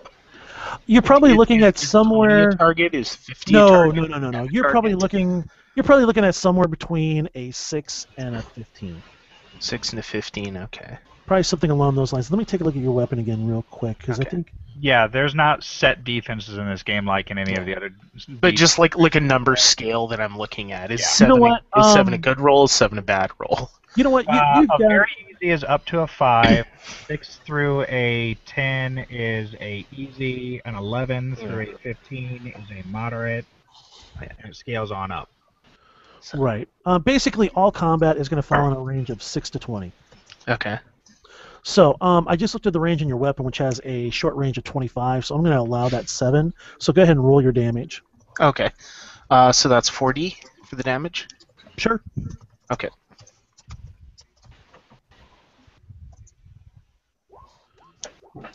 Good shot. That is a good shot. And you hit him in the left shoulder. The Gamorrean kind of like spins around, sort of like, his head's kind of like doing the whole bobblehead thing as he's looking around. The second Gamorrean kind of like looks at him. And he's like, and the other one just slowly falls over and slumps to the ground. So I did him in. Cool. All right, Super. so that is going to be yours. And top of the order, Pash. You said you were going to go take a look, didn't you? Yep. Yeah, I was peeking All right, out. so you see all of this. You see the Basilisk jump the bar. You see the 3 Gamorreans towards the front, sort of just trash in the front of the place. You see Lorik just get absolutely pounded, just one-shotted to the head, and knocked the fuck out. You cannot see Sasha, but you do know the report of a slug-throwing weapon. And you see a rooster tail of greenish-blue blood fly from where the Gamorrean is hit, slowly spin, look around the room, and then fall over to the ground on its back. Dead. Okay. So how many actions do you want to declare, and what's your first action? Narrate out what you do. Well, I don't know how many actions. Can I shoot from where I'm at? Sure. Okay. You get to declare as many actions as you want, but this is how it works. This is the limiting factor. Every action after the first action is -1d to all of your rolls. If your skill or attribute goes to 0d, you cannot perform that action. Okay. So if you've got a blaster at 40 and you try to take 5 shots or 4 shots, it ain't gonna Right. work. Right. You could. Well, actually, if So- he took 4 shots, he could because I mean. Well, yeah, minus at 3D. 1d each. Right. It'd be 1D. But otherwise, if you were saying, okay, well, I declare 5 actions, well, you can't shoot your blaster because it brings you down to 0. So I can declare 2 actions that take 2 shots. Yes, you may. Okay, and then I'll be rolling a 3D instead of a That 4D. that is correct. So you're declaring 1 action. So your first action is going to be what? Shooting. Okay, who are you going to shoot at? I mean, there's a lot of targets out there. Well, there's the 2 that are next to Lorik still. I'm going to be shooting at those 2. Okay, they're going to get some partial cover because of the bar that's intervening between the 2 of you. Okay. So I will go ahead and roll for that. All right, go ahead and roll your skill, sir. And do you have a heavy blaster? I have a blaster pistol. You have a heavy blaster pistol. That's a 5D. So that's I'm going to put that at about medium range for you. So go ahead and roll it. All right. So 3. Submit. Yep, and I'm going to give them about half cover for where they're at. All right, so you peek around the corner and you send off a shot. You end up actually hitting the bar area. There's a small explosion as a portion of the top of the bar is vaporized and a small little fire starts. Just like out of Star Wars when you shoot a wall. Yeah. and you miss the Gamorrean you were shooting at. Or Skara, what are you doing? How many actions you want to declare, and then narrate out what you're doing. I think I have the +1 I have for my last turn for taking aim. Does that apply to all of my rolls, or just Nope. Just the first one. Sorry, was that my whole turn? Yes, I will come back to you, and when it comes to second actions, then... Gotcha. Okay. Okay. So I just need to know how many actions you're declaring, and then what your first action is in the narration. So 2 actions. Okay. And I'm going to fire twice. So All I'm right, so gonna you're going fire to shoot... once at the closest one. How do I ping? Is that control? No, you just hold down your left mouse button where you want. Yeah, click and hold. So there, Right. and Good then the enough. next guy. Yeah. So All right. So you get a +1D and -1D for your second for doing 2 actions. So just roll your Normal blaster blaster. skill. Yeah, normal blaster, So and you're 4. using a blaster carbine. So I'm going to say this is probably moderate range. So go So I ahead get- and roll it. 4 + 2, right? Y +2. Oh, you've got a 4D +2? Yeah, 4D + 2. That is correct. So in the dice pool, you would put 4 in dice and then 2 in 2 in. pips. Got it. Okay.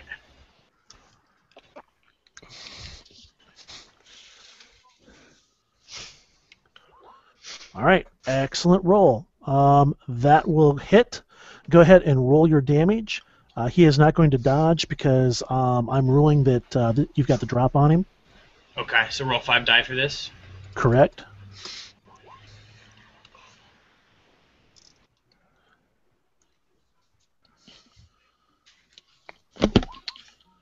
Oh, excellent roll.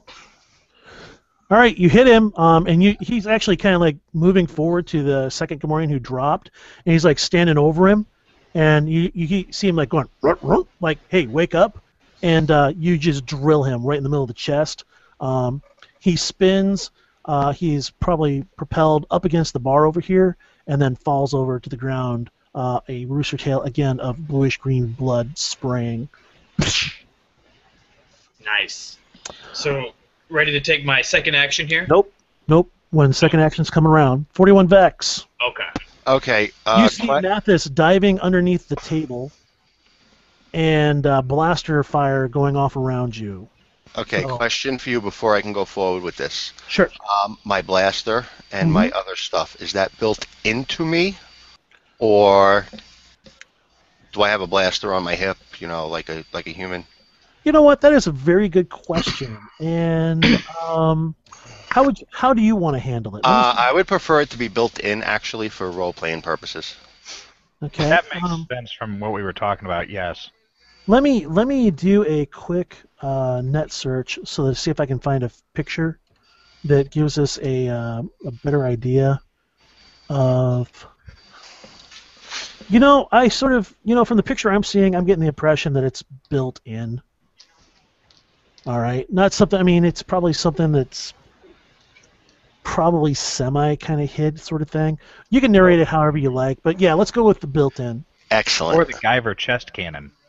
No, we're not No, doing no. chest cannon. No. No, that'd be a bigger blaster. Nope. I think it'd be funny if it were a small blaster. Ah! All right, so Vex, go ahead and declare the number of Okay, actions you're Vex doing. is declaring 2 actions. Okay, and what is your Acting out first action? first action. Vex stands up and he looks down under the table at Mathis and he screams, Master Mathis, you come out there right now. You got poor Labaka hurt. You get out there and you help them. All right, that'll be a free action. That's just verbally chastising him. Yeah, but I kind of need Mathis to go next before I can go. Okay, so you get to hold your action then. All right, Mathis, how many actions? We're just going to go with 1 action. And that's going to be a all-out dodge since my glorious companion told everybody where I was. I will say to the droid, Vex, shut up and listen to me. Huts eat Jawas. Okay. All right, so he's telling you to get out, and you're like, no. Okay, with that, 41 Vex's voice changes and his eyes glow a different color, and he goes, Vex, combat protocol initiated. And with that, he raises his arm and a blaster comes out of the top of it. Okay, good enough. So you're declaring 2 actions, and your first action is to what? Blow the other Gamorrean over by Lowrick away? Well, my action would be to shoot the Gamorrean. All right, good enough. You are using a standard blaster pistol. Go ahead and make your first blaster skill roll at -1d. And I'm going to go ahead and roll for my dodge. You're doing a full-out dodge then? Correct. All right, excellent. Excellent. All right, so Mathis, that would be adding to their difficulty number for range. 41 Vex, 15. Happy with that? Yes, I am. All right, then. Go ahead and roll your damage, please.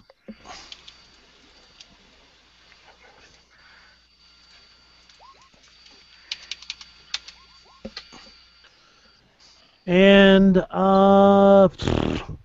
looking at that, yeah. Basically, you hit him in a shoulder, and he kind of like looks at the small burning flesh wound that he has on his shoulder, and looks at you and sees that you're a droid. His eyes light up. It's on. All right, so the Gamorrean is charging across this area, and that is all that's going to happen this round. Because they hate droids. Sasha, let's see. Yeah, Sasha, you already went, didn't you? No. Yes, I did. All right, so we on second actions? Is that? Oh, never mind. These are all first actions, right? Yep. Yeah. All right, and wait a minute, did the Gamorreans go this time then? No, they do go, and then Sasha's got her. Yeah, okay, so he goes charging over there. Sasha's first action. Yes. How many actions are you declaring? I'm a bit confused in the turn order. Your first shot that you took was before initiative, was okay. and the fight started after that. Oh, okay, got it. Correct. So All right. you need to declare the number of actions that you're going to perform or attempt to perform, what your first action is, and then narrate out to me what happened. Okay. I will.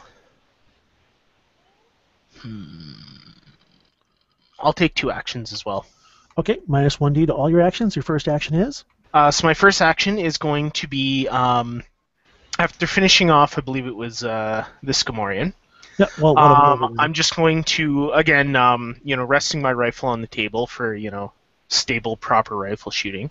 I'm just going to drag it across the table at the Gamorrean that's charging towards Vex and by proxy Mathis, and squeeze off another shot at him. All right, so go ahead and make a roll at -1d. Okay.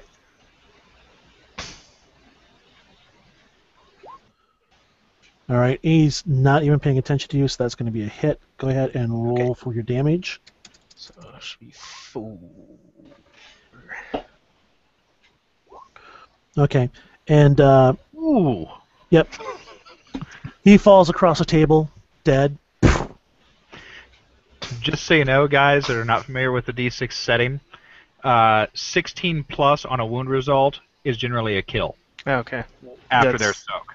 That's sort of what I was gathering. So I'm sort of envisioning, I'm taking a shot, sort of tracking the target, and just sort of right about here, I take the shot, hit him, and he just sort of does that like running dive into the table, and Okay. skids across. How about this? How about he smashes in the table flips over, splintered into a couple of different pieces, chairs go flying, and he lands on the ground dead. That works too. All right, excellent. So I have second a question action. real quick. Sorry to interrupt. So when you roll your first, when you decide an action, like I want to shoot this guy with my blaster, and then you keep saying now roll for damage. I think I missed that. How do you roll for damage, or where does that come into play? All right. What happens is you attempt to shoot somebody, and if you are successful, you have the opportunity to possibly damage or wound that person. At that point, you roll the damage dice available for the weapon. I do believe in your case you're using a heavy blaster, which is 5D, which is resisted by their strength. And the difference being is how badly they're wounded, if at all. So you're playing Posh. Okay, gotcha. Oh, I see. So under equipment here, that's where my my damage roll is. Okay, gotcha. All right, sorry about that. No problem. Continue. So we're coming back to second actions. You declared 2 actions. So what would you like your second action to be, sir? Who are you talking to? Pash? Pash? Greg. Sorry, I had my headset mic muted. No problem. So yeah, is this patron that jumped behind the bar, is he down on the ground, or is he in my way if I'm going to shoot? I'm thinking he's like throwing his arms around. His forearms. I mean, if you went to a 7-Eleven, if you were at a 7-Eleven and basically a gang fight broke out in front of you, what would you do? Hit the ground. Oh, there you go. So he has jumped the barn. Yeah, sure. Okay, he'll hit the ground. All right. So I'm going to try to shoot this guy right here. All right. A much harder shot for you and a great deal more cover. So go ahead and roll it. All right. And you're at minus 1D. Remember that. Right. Okay, that's Oh. actually a pretty good roll, but it's not going to be good enough. Can I add a character point to it? Yes, you absolutely can. All right. Getting ahead of it. Killer DM. No, not Killer DM. I'm just... Awesome. So that's a 23. You happy with a 23? Ooh. I am happy with the 23. 23 will thread the needle. Go ahead and roll your damage. And the reason his 1 character point turned into a 7 is it exploded. Correct. That was awesome.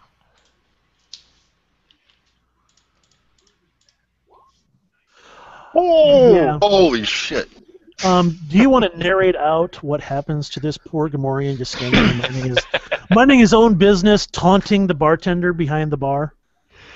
Yeah, he's not has any idea that I'm in the closet whatsoever, and the blaster bolt just kind of comes flying out of the closet, hits him right in the side of the head, and just explodes the side of his head all over the front of the bar. Okay. So he just kind of lands in a pile. Where his head used to be is some brain shrapnel and a bluish green cloud, and he falls to the ground.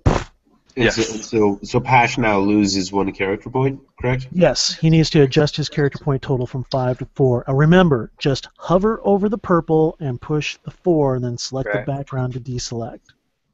You do not have to click on the. There you go. Awesome.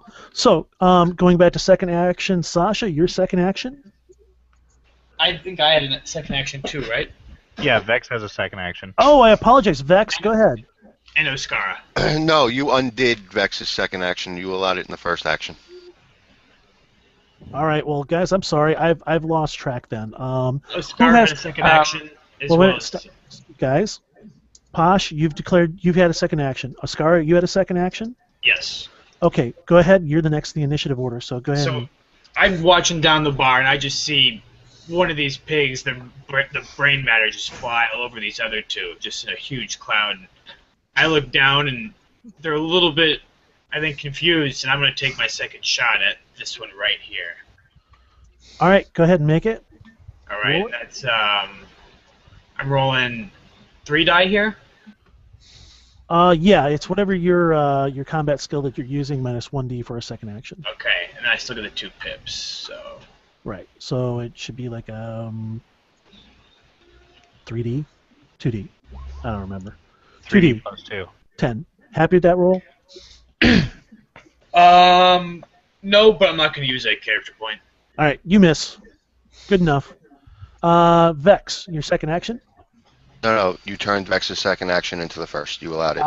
That's right. Okay, apologize for that. Gamorreans, Boogie, they start running for the exit. I'm sorry, that's not. They don't get a second action. I just disregard that. All right, so who else has a second action? Sasha? I have one, but I don't believe I have line of sight, so I'm just going to hold it. All right, well, that is something that I'm not going to be really terribly concerned about with this. But narratively, just, you're like, I'm looking for a shot, I don't see one. Yeah. The guy what I was thinking of is sort of like an Overwatch, like sort of taking aim on this sort of spot of the bar. That'll work. Waiting for him to draw a little bit closer, and then Excellent. taking a shot. But all right, you kind of got your rifle out there. You're not really using the scope, so you're just kind of like free firing it at short range. The patron is sort of looking at you, and he sort of has like this, slow, droopy kind of look to his eyes. Apparently, he's had much too much drink, and that'll be everybody's actions at that point. So, back at the top of the initiative order, Posh, number of actions. What are you going to do? And narrate it out, please. Yep, I am going to take 1 action. Okay. And I'm going to shoot this guy closest to the entrance. Okay. Go ahead and roll your blaster skill. All right.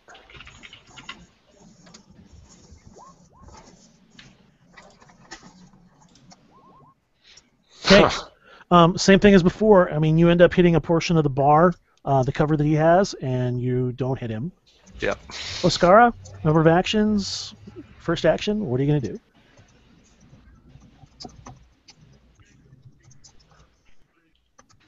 Sorry, let's see here. I'm going to take aim again. All right, good enough. 1 action. Mathis, number of actions, what you going to do? Well, emboldened by the fact that everything around me that's hostile is dead. Peek up over the table. Yeah, I'm gonna. I found my bravery. I'm gonna come up from under the table, draw my blaster pistol, and I'm gonna squeeze off a shot at that one. All right, minus 1d, and brace yourself and shoot.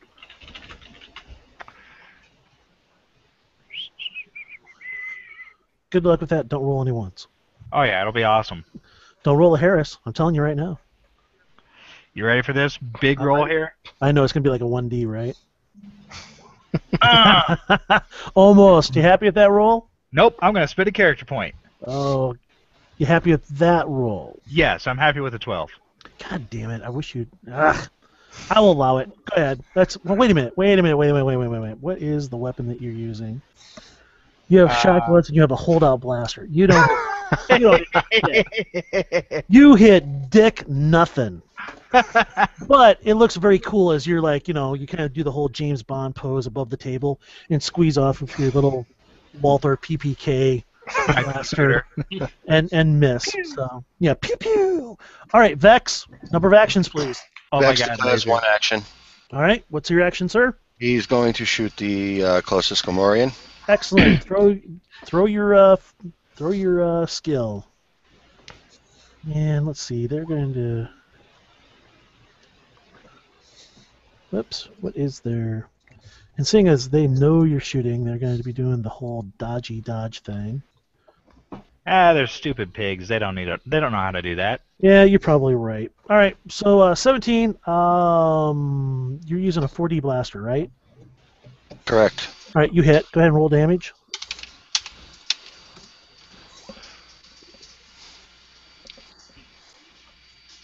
Oh, there you go. All right. You hit it in its leg. It appears to only slightly wound it. Okay. Well, look at And- the guy that programmed me. I mean, no wonder. Hey. All right. Gamorreans, start trucking for the door at a high rate of speed. All right, Even the Sasha. one with the even the one with the busted leg. Okay, he was only hit in the leg. It was a stun, which in this game is just -1d to all your actions for the Okay. rest of that turn and the next turn. So Okay, so Leg's a little numb. It's not affected. correct. Okay. All right, so this is what you guys got. Reset the initiatives and kind of tell me what it is you guys want to do at this point. All right. Well, I'm going to just sort of I'm going to step out from the booth, bring my rifle up, just sort of take a sweep through, make sure it's clear. Okay. Then I'm going to move back to the booth, toss a couple credits onto the table for the drink, pat the Aqualish onto the shoulder, thank for his business, and then make my way over to Lorik to try and reconstitute him. Okay. So anyway, guys, tell me, why don't you, let's see. I'm going to pick somebody. I pick 41 Vex. Describe the scene inside the cantina at this point, right now. Oh boy. Okay. If you want to pass, you know what? If you don't want to pass, hot potato it to somebody else. I'll hot potato it to somebody else. Who do you Wasn't want? expecting Pick a that. person. Mathis. All right, Mathis. You can only hot potato it once, people. So if I pick All out right. a person, you can pass it on to someone else. Then we're done. The moisture farmers have likewise taken cover under their table. They're staring about wide-eyed. There's little bits of smoke from the blaster fire and the cordite from the slug thrower rifle, hazing up the air a bit. The tinny music is playing across the speakers, and Mathis is standing there looking extremely proud of himself. There's the dead Gamorreans laying there. The Deveronian peeks up over the bar top. And it's quiet except for the tinny music and the faint crackling of small blaster burns in the deck, or in the bar itself. Awesome. All right. Anything else you want to add to that narration? Anybody else? Sounds good. Excellent. Mathis, go ahead and give yourself an extra character point for a fantastic narration of what's taking place in the bar. Cantina. All right. Pash, what you doing? This is your free-form role-playing option at this time, guys. Just tell me what it is that you're doing. Describe what you see, what you do, etc., etc. Well, I'm poking my head out of the closet, making sure that there's no more Gamorreans, and then I'm going to slowly kind of creep out, step back over the bar, and make sure everyone else is okay. Okay. And the bartender comes over there to speak with you. All right. Anybody else doing anything? Vex. I would assume that the bartender is not actually speaking, but upset that his bar just got shut up and yelling at Posh.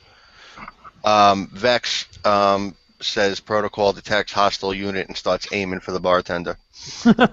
Mathis immediately steps over to Vex and whispers into his audio receptor that he needs to take a nap. And with that, Vex's eyes change back to blue. His blaster goes back into his arm. Oh, my. Mathis, come help him. Come. Wait. What happened? What? I took care of everything. Go fix your pet Wookiee. What? And with that, Vex runs over to treat the Wookiee. All right. You head on over there. You and Sasha head over at pretty much the exact same time. Lorik is laid out. He has taken a wicked shot to the head.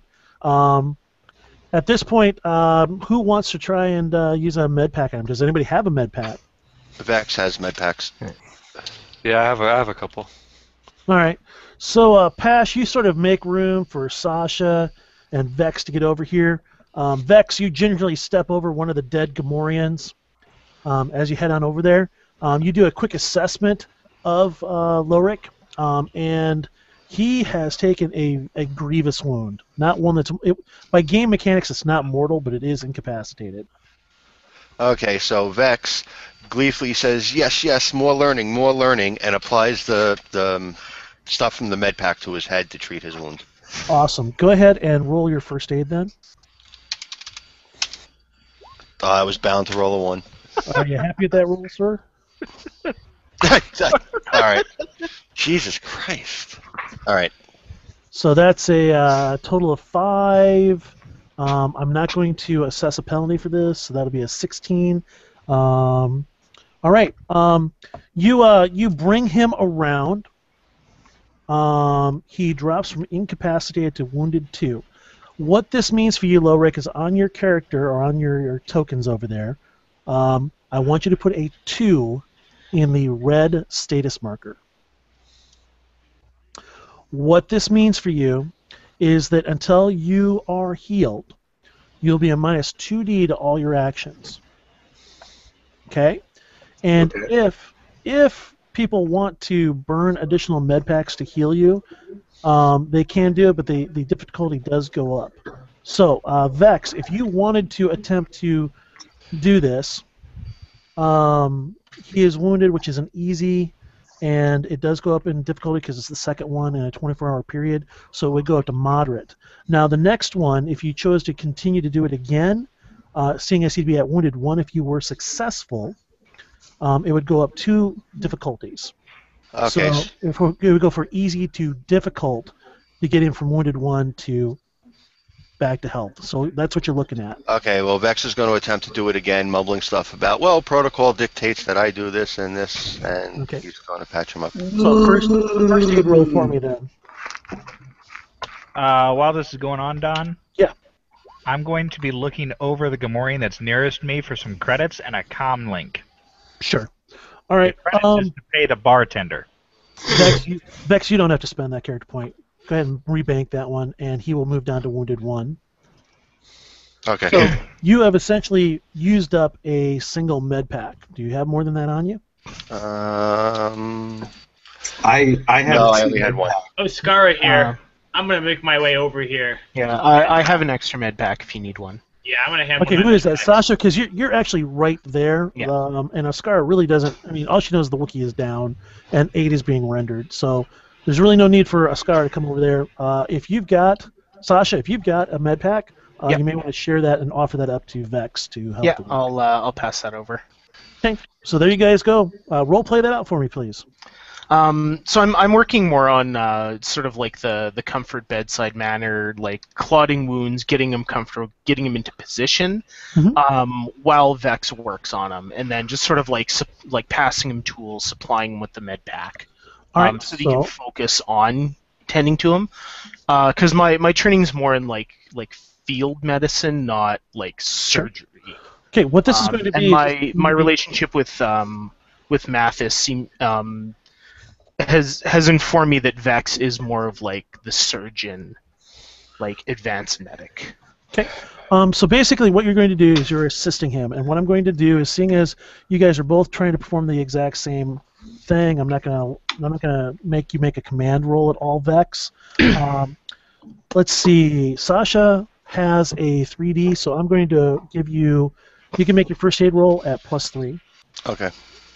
And she's assisting. +3 dice or +3 pips? +3 pips. Okay. If it's dice, I'll say 3 dice. Yeah. Okay. All right, so Vex gladly takes the med pack and starts applying it, saying, I don't know how many times I've told this Wookiee that his head is not made of dewback hide. Awesome!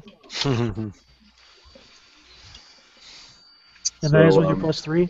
Yeah, you're going to want to character point that. And you may want to yeah, there you go. All right, yep, that'll be sufficient. All right, so you are not feeling nearly as good. You still have a headache. You still have some like black spots behind your eyes, Lowrick, but you are now fully healed back to normal. Okay, and I say, I make a Wookiee noise that shows some sort of has an inflection of gratefuln's. All right. So you're purring. Got it. I'm purring, yeah. Is that a healthy gargle or pained gargle? Probably like, man, this sucks to be a Wookiee today, gargle. Vex, if you want to keep that health pack that Sasha gave you, or I don't care, but there's only one use left on that one, so you guys know that. And also keep in mind that I address Vex. So Vex can understand Shirwick or Wookiee speak, right? I don't know. Does he? I would have to assume so, since I've always been working on him for a long time. There you go. Then Okay, you speak to him at Wookiee, and he understands.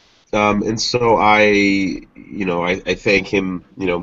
Thank you, Vex, for patching me up, and let me give you one of my med packs that I have, since you used a couple on me. So I give him one of my med packs. He takes it, and Vex turns and says, "Yes, yes, yes. I'm always patching you up, but how many times do I tell you your head is not a weapon? Stop using it." Okay. As you guys are doing that, Pash, the bartender, walks up to you, sort of surveying the dead Gamorreans around the room. So, Pash, I guess you've broken all connection with Timo, huh?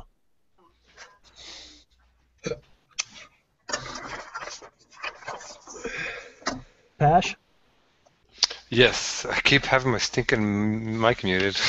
No problem. So, hey, I guess you're breaking all ties with Timo, huh? Yeah, well, I kind of destroyed my freighter on my last run, and he's going to kind of hold me responsible for that. I was wondering why I hadn't seen you for a while. He Yeah, kind I've of been looks keeping my back head down at low. the dead Gamorreans. Looks to me like you and your buddies are going to want to get off this planet in a hurry, huh? That's what we're trying to do. Well, I'll tell you what, the good news is that I happen to know that there's a freighter over in Landing Bay, Oric, right now. Really? Yeah. Whose Unfortunately, is the it? bad news, well, the bad news is Captain Trex is an associate of Timo's and won't let you know. That's obvious. Now, the other bad news is that the reason I know it's still over in the Landing Bay is that it has a broken hypermatter reactor igniter, and it won't be flying anywhere until it gets a new one installed. But I bet. Come on. No, I'm sorry, man. People come in here and they tell me stuff. That's what I hear. But I bet Vorn over at the junk shop has one. You think so? Uh-huh. I think Oh, so. He man. might.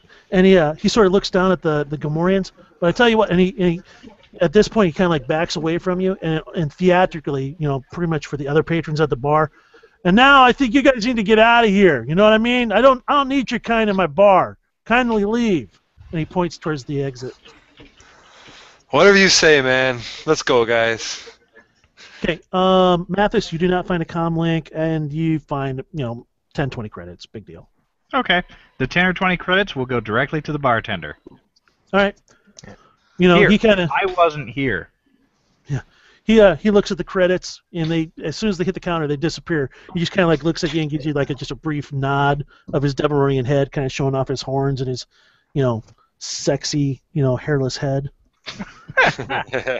And you guys head on out of here back into Mos Shutta. All right. God damn it! Hi, Charlie. Nope. Sorry. Yeah. All right, guys. I need to bio real quick, so if anybody else needs to, this is a good opportunity to go ahead and take a quick break. Be back here in 5, okay, guys? All right. Yeah. All right. Okay.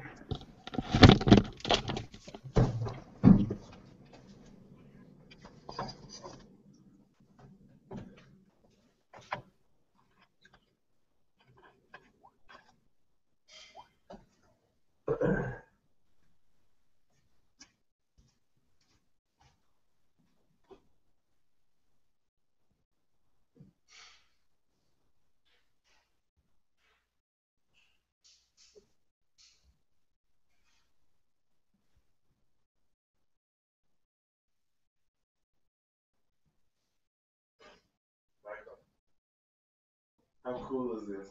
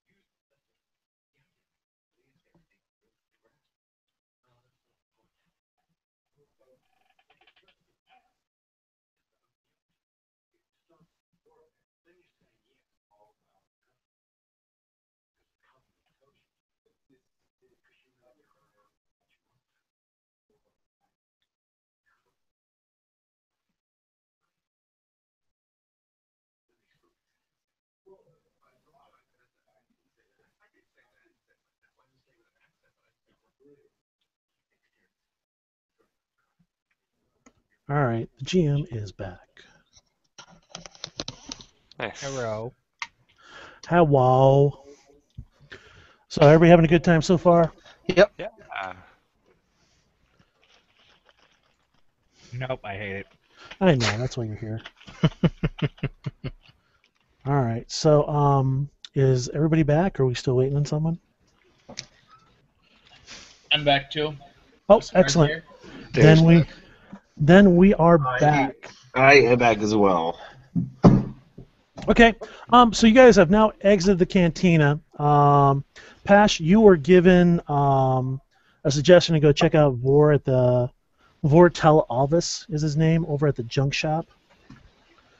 And why don't you go ahead and make a straight knowledge roll for me to see if you can remember where that's at in this area.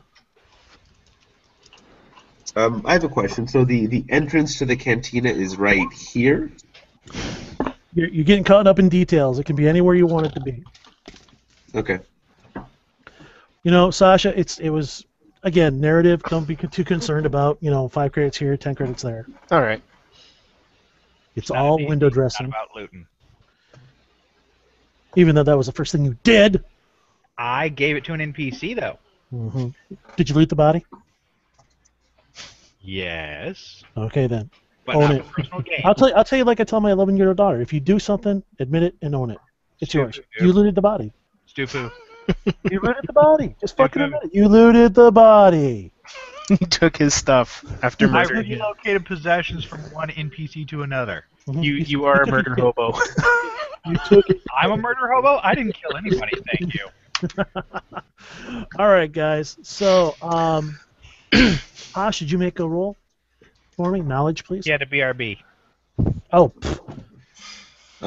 So I have a question. Lorik is standing outside the cantina now. We've left. I'm searching around for the 2 Gomorians who fled the cantina. Can I see them? Are they out of sight, or did we spend too much time in the cantina healing me up? they spent a lot of time slapping you together. Okay, so we don't know where they are. Yeah, they probably spent close to 15 minutes just patching you up. Okay. So they are gone. Which means they're probably back at Timo's. Which means we need to move. Probably, I say to my party, I think they're gonna be bringing reinforcements in, so we need to book it. We need to get the hell out of here. What did that thing say? To you too. And I shrug and look confused. So I guess that And does then not turn to the droid because I understand a lot of droids are good at translating. Ascara does too. Racism aside. Right. Oscara says that, we need to get out of here. I agree with the Wookiee. We need to get a move on. Do we have an idea where we need to go? Was that the Wookiee again? Wookiee's Yeah, talking. the Wookiee in the background here. And everybody was Right. making fun of me when I said they used to put a bark at the beginning and a bark at the Wait, end I don't when know they that, talk. so never mind. I stepped away for a second. Did we find the salvage shop? Nope, you needed to make a knowledge roll and then walked away. Oh, sorry. It's okay. You want me to do that now? Yes, please. Knowledge or streetwise? Knowledge. You're not trying to contact underworld contacts or anything like that. So Okay. this is just a basic idea if you can remember the basic layout of this area. I have no token. Oh, you don't have a token on this table. None of us have tokens. Okay, well, I could just roll it. yep, just roll it for me. All right. I just threw this one up here just so you guys would have a basic idea of what you were dealing with. All right, so a 10. Yeah, not too far. All right, yeah, you pretty much get an idea of where the junk shop is. It's not too terribly far from here. It's up near the Dewback Stables, out past the Off-World Traders place, and down a long street.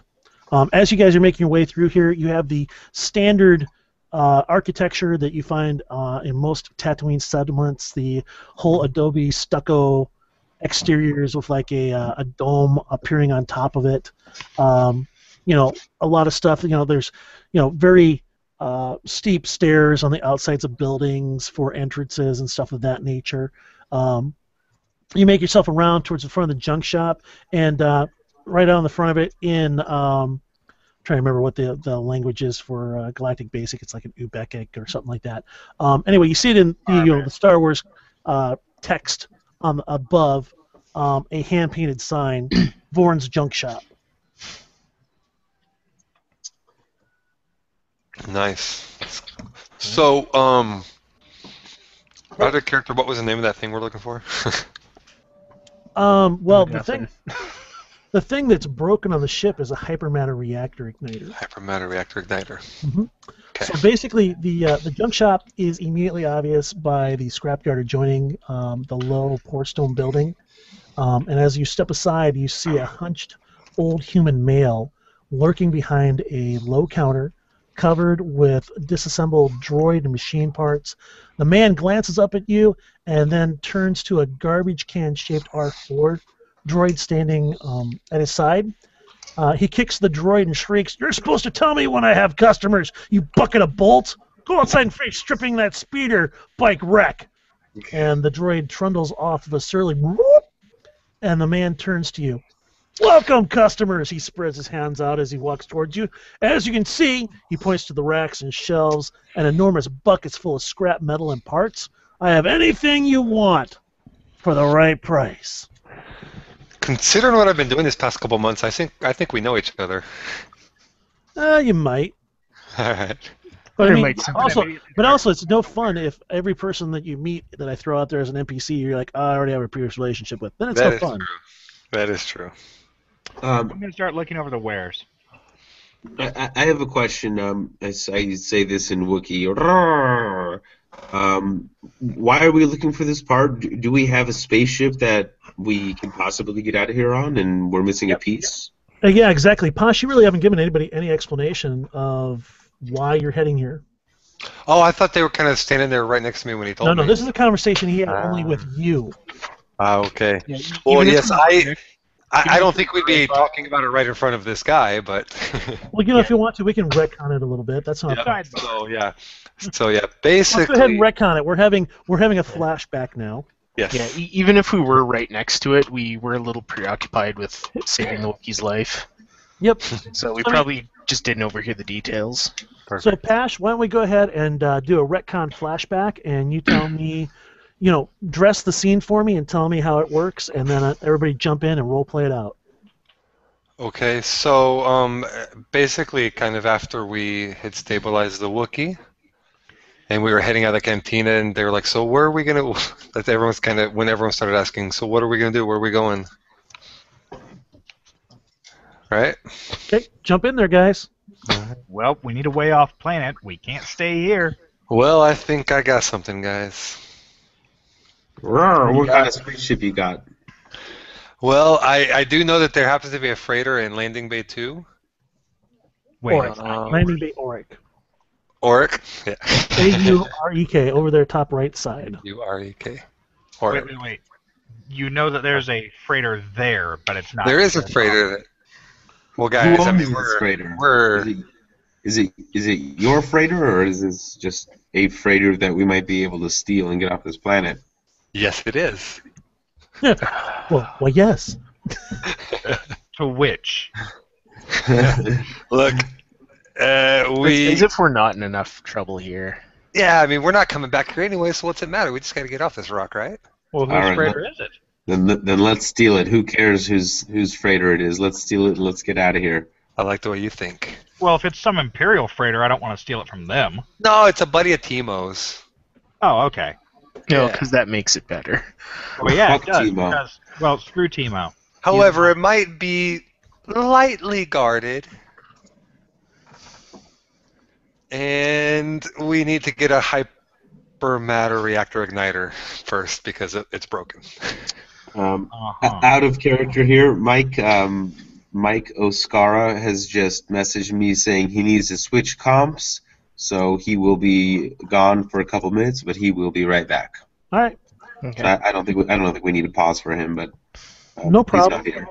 All right. Well, I think that is. Are you guys? You happy with that scene? We want to close it and then move on, or do you guys want to keep going with it? I'm fine with closing it. Well, I'll come into Oscar. Never a dull moment with you, is it? Awesome. Love it, guys. You're doing a great job. All right, we closed that flashback retcon segment, and now we're back to the point where the guy is standing in front of you, and he's like, yeah, as you can see, I've got all these parts for the right price. And that is where we'll enter back in. And while we're waiting for our other person to show up, how's everybody doing so far? You getting comfortable with the rules and the whole narrative thing of it? Yeah, More or less. Yeah, you've been doing an amazing job as a GM. I've only done one other roleplay session, and it was a 3.5, and I hate the fucking GM. He's annoying and irritating, and I'm not. I'll finish out his campaign, but he's already planning up a second one, and I'm not going to be joining that one. So this is awesome. I love the RP, and I love the. It's great. You're a really good GM. You're good at setting the atmosphere. So that's a lot. Thank you. This is my first session with you, so I always do a first good impression. Afterwards, I become a dick. Yeah. Oh, okay. Especially, Well, that's to be expected. That's to be expected. especially if you're a pilot and you have your own ship, he's a big dick. Oh yeah, how many Completely times have I just psychotic. He's a player killer left and right. He's got to be right no matter what. So, Yeah, David, is that's that why just you me play doing these it to you. games so you can get the nice GM every now and then? There He you plays go. my pickup games and thinks I'm nicer to people. So. But if I had made that clear. Karmic balancing. Yeah, but like I said, Eric's in my my Monday night crew, an excellent group of people, and Dave in my Thursday crew, which for the most part is pretty solid.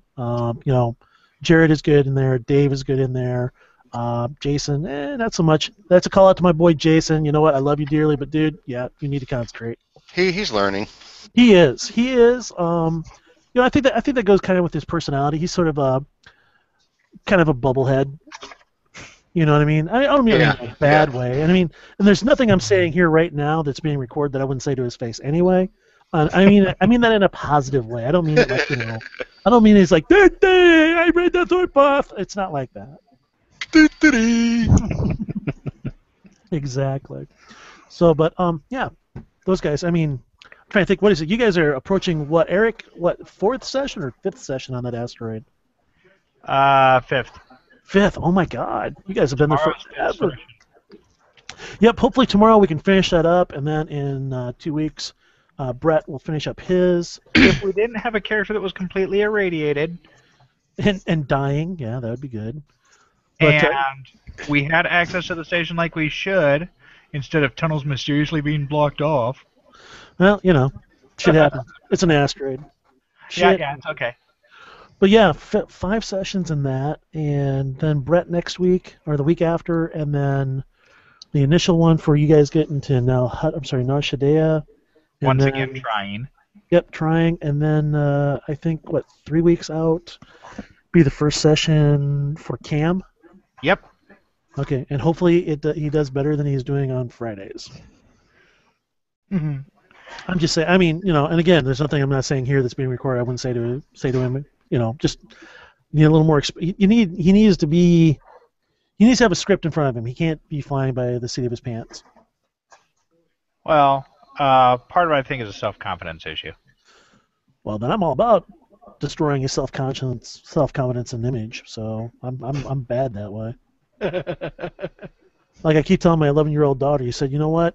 If you're not emotionally scarred by 16, then I, as your father, am not doing a proper job. To which my wife looks at me and just rolls her eyes. All right, so is he back yet? He is. If they need to message me because my thing won't be on what's going on, are you there? Yeah, we're here, kind of waiting for you. What's your ETA? GM says that he will kill your character if you do not show up. GM says he will kill your character So much bluster. if you don't show up. Okay, I let him know. See, killer GM. Hey, I headshotted you guys as bounty hunter. Yeah. You should So tell right him about now, what. so not right now. We are at the junk shop. Oh, there he is. Looks like he's back. That worked. There's two of him. Madness. I And don't they're both think- muted. To I don't- Michael Jackson. That's terrifying. Yeah, that's sort of the worst part of my nightmares. All right, well, guys, you are standing in the lobby. A older gentleman comes forward, basically tells you anything you want for the right price. Yeah, it's always for the right price, isn't it? Yeah, I am a businessman. Yes. Look, we need some hyperdrive parts. What do you got? Well, what kind of parts are you looking for? You need it for a vehicle or what? For a ship. For a ship. Well, what kind of parts do you look for a ship? There's lots of parts. You need a vector array assembly. I got one of those over there. How much for the vector array assembly? Vector array assembly, because it's got universal parts and like that in it. I'd probably let that go for about 700 credits. Well, that's a pretty hard bargain. Oh no! I tell you what, they on the HoloNet they book for about 1,300. The HoloNet. It's like the Star Wars version of eBay. On Kijij. They call it D-Bay though. Well, yeah, the one I've got's probably, it's okay for now. It'll last a little while longer. What about a hypermatter reactor igniter? Hmm. Well, I have one in stock. In fact, been checked out. I know it works just fine. Yeah. But Well, I got another person that's interested in it. You always do. Well, I'm just saying. I mean, he's sort of a special kind of customer. That's all. Well, I don't know, man. how much are you offering it to him for? I'll tell you what. He already offered me 500 for it. I'll give you 7. You give me 7 for it, huh? Can I use my bargain skill to try to get the price down? Well, I don't think it's really so much an issue of the money on it. He's already promised it to somebody else. Yeah. So I don't know, man. That's a lot of money, but like I said, this guy's kind of a bit of a special customer. I don't know. I think I'm gonna have to pass, man. I already promised it to Captain Trex of the Crate Fang. All right. How about That's funny. Why didn't you tell me that? That's the only freighter on this rock that needs a hypermatter reactor igniter. I'm one of his work crews. I came over to get it on my own to try to get some extra points with him. Excellent. Go ahead and roll your con skill. Streetwise or Joyce? Oh, con. There it is right there. Oh, you scruffy dirtbag. that's what he does.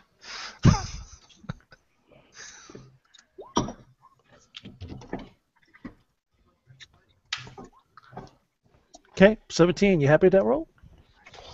I am not. Okay. What do you want to do about Like it, sir? add a character point to that. All right. Go ahead and make sure it's marked off of your. Well, you can't I'll do it when I here, get but back yeah. up. It's marked off.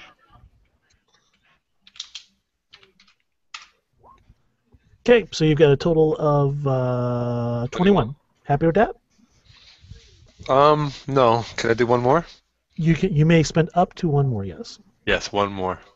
All right. Just to be safe, because this is kind of important. Right, and that's actually exploding. So roll again. Actually, that's the way you click on the character point macro, and it automatically does it for you. Oh, it's because is my token up? Yeah, we don't have the tokens here I today. apologize. The game master's a bit slow. So roll an additional d6. Yep. Oh, another d6. So that's 11. 50 is 32. I'm happy with that. All right. He stops. He looks at you. Oh, so you have Captain Trex, huh? Yep. Oh, why didn't you say that then? Why all this negotiation stuff? Yeah, I the didn't parts, realize I called ahead. Sorry. parts right over here. You gonna take it over yourself? Yeah, we came to get it to put that thing in right away. He's ready to get going. All right, hold on one sec.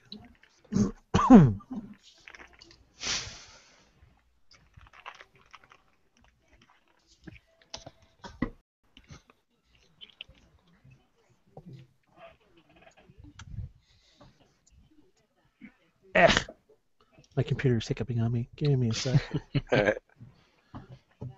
My computer's going. So it's Wookiee. Saw that porn. Something along those lines, yeah.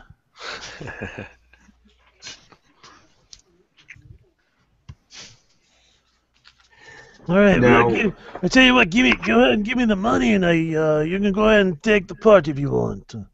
All right. Sasha, give me 20 credits. Reach into my pocket, fish out 20 credits. And I take out 480 credits. All right, very good. Yeah, follow the droid. Droid will show you where the part is. You can take it with you. Pleasure doing business with you, sir. No problem. I'll track if he needs anything. Let me know. And good job passing that loyalty test. All right, so you guys follow the R5 droid, and it's like bloop bloop bloop bloop, and it takes you over there, and shows you a pile and a tarp, and points at there it is. You go ahead and pull back the tarp, and it requires a single person at least to carry this thing, and that's all they're going to be able to do. I just look at Lauric.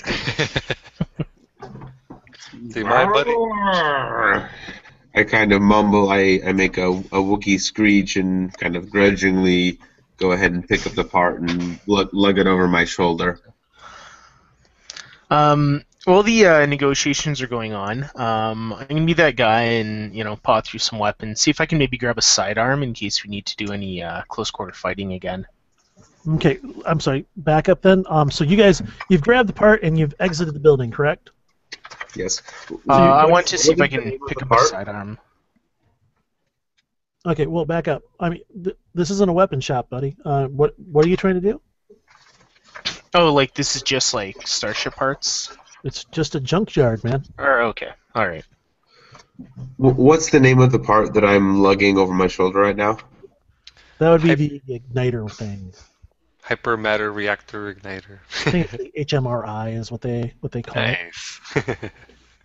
Hypermatter igniter reactor, or reactor igniter. Close enough. Supercalifragilistic.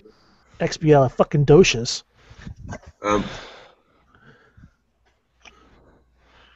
it must be attached with the hydro spanner. All right, so you guys are outside of the junk shop, and you have a part in broad daylight with people walking by, looking at you occasionally. What are you gonna do? We need to. Walking towards the hangar. Maybe we need to cover that part though.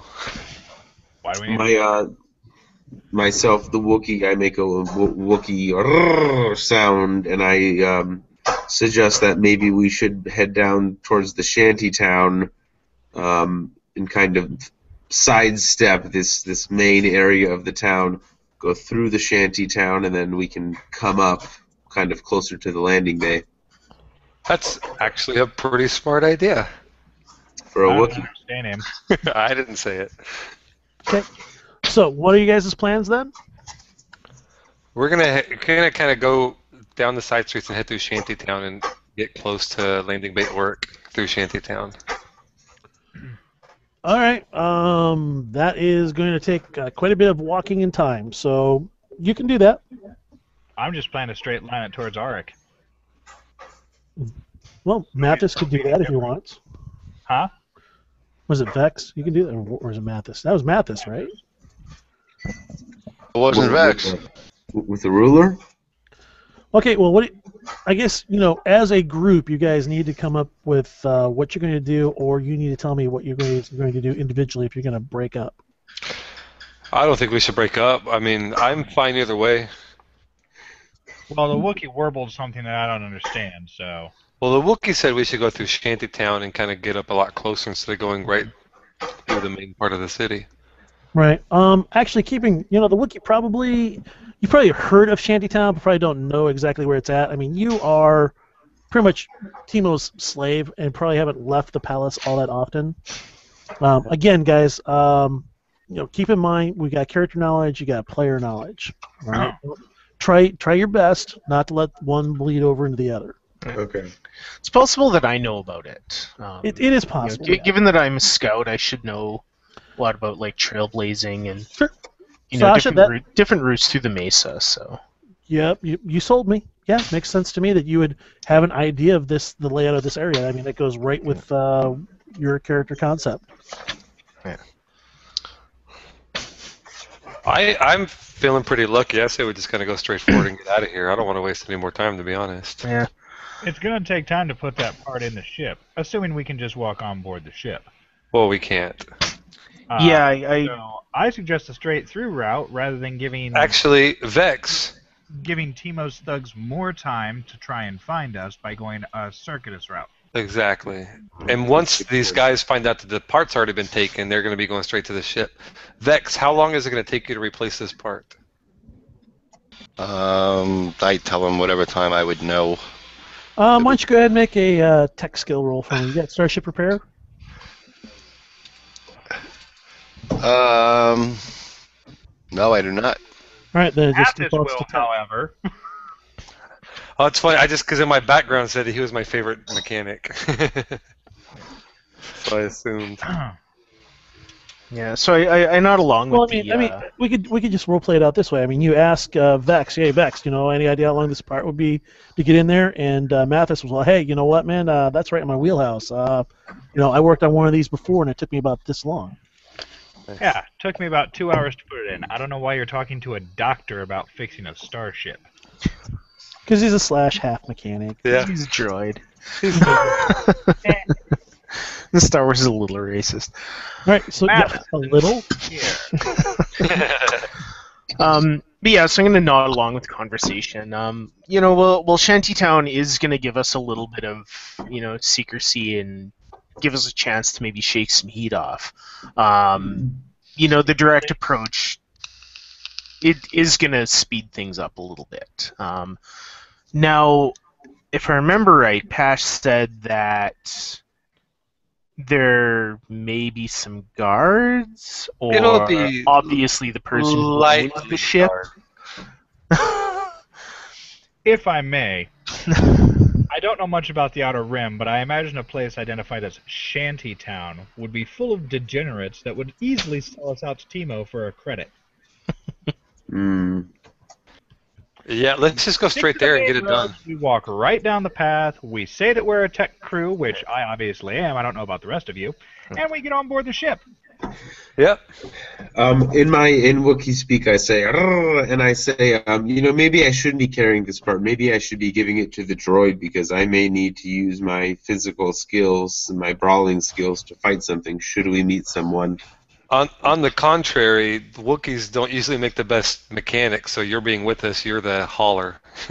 And with that, Vex turns to you and says, I resent that remark. I am not a load lifter. I am a medical droid, sir. I will not carry anything. Awesome. All right, so guys, you decided to pretty much go over and scout out Landing Bay Auric. Is that what you've decided to do? Yep. And Loric is going to be carrying this part? Yes. All right. Let me ask a question. So if we get into a fight and I need to drop this piece, will that count as a dice penalty for all my further actions? No, just to drop it is just going to be a free action. I'm not going to... Okay. It's not like you're pulling It's not like you're trying to pull a blaster out and ready it and then prepare to fire. You're just dropping it. Okay, then no big deal. Then sure, I'll carry it. Okay. Okay. I would suggest setting down the expensive hyperdrive component as opposed to dropping it. I will gently set it down. I'm going to pump that puppet like a football is what I'm going to do. Why don't you just throw it at whoever we're fighting? All right, so you guys are going to make your way over towards Landing Bay Auric. Yes. Posh, because you are a pilot and you have worked for Timo, you are familiar where that is. You guys make your way through the streets. It's starting to get to be kind of dusk at this point. The Tatooine sun is starting to sort of head for the horizon. One turning sort of a bluish white color, the other one's sort of a burnt orange. The sky, what few clouds are in there, become a slight purplish pink in color. And the shadows on the dune faces in the valley above this plateau are starting to elongate. and the temperature is starting to drop just a little bit. You make it through the streets, and actually at this time of day, there seems to be quite a bit more people moving about. You head through the center of Mos Shutta past the public water tower, between a couple of other buildings, and along the far side. You're probably about maybe 50, 60 meters away from the entrance to Landing Bay Oric, and you see at the Landing Bay facility two what are obviously security droids of some type, armed with blasters. I will walk right up to him. Okay, guys, I only had 3 hours today set to the side to do this adventure. Okay. This adventure is going to run twice that in length. I would like to call a halt today, and pick this up again next Sunday if people are so inclined. Okay. Yes. Yeah, I'm good with that. Okay. I do apologize. I did put this off as a one-shot. I did list it as being a 3-hour event, but you guys have done a fantastic job and really filled in a lot of this time with some great role-playing and character development. So if you guys don't mind, that's where we're going to do our cutscene then this evening, is that you guys come out of the shadow between two buildings, thinking that you're going to just walk into Landing Bay Oric, and there are two large, burly security droids kind of like, surveying the scene, watching people walk by and stuff like that, and you guys like, uh-oh, and then cut to black. Okay. Works for me. Perfect. All right. All right. All right.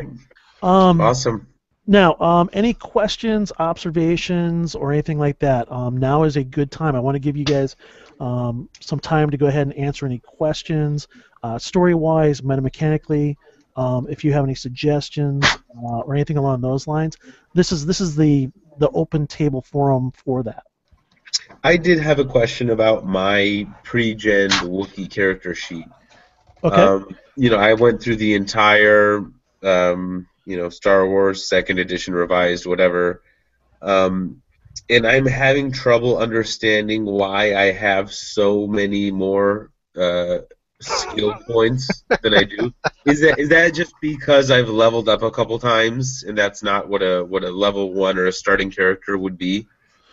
No, these are all starting characters. I don't follow the question though. I guess I guess I was a little confused as to why. It seems like I have more skills than I should, but maybe I just need to go back and reread it and Are you talking about the template at the back of the book? No, I'm talking about the pre-gen Lowric that you gave me. Okay, let me take a quick look at it. It should have no more than 18 dice in attributes and no more than 7 extra dice in skills. So let me take a quick look. 3, 5. Well, 8, I'm confused because 10, my attributes are my Dex attribute is 3D plus 2. My blaster is 4D, but shouldn't that be 4D plus 2? Don't the pips get added? Because you have 7 dice skills to add. Right. Each die breaks into 3 pips. And when you Okay. get to a combined total of 3 in your pips, it turns into a new die. Right. Okay. So if you've got 3D plus 2 Dex and your blaster is 4D, that means you have 1 pip added to blaster. Okay. This will probably make a lot more sense when I go through this again. Okay. Yep, that's Okay. exactly what it was. So You 3 die. pips Oh, equals 1 die. So if I'm at 4D plus 2 and I decide to put one of my pips in there, then it becomes whatever, 5D. Yes, to a Okay. skill. Okay.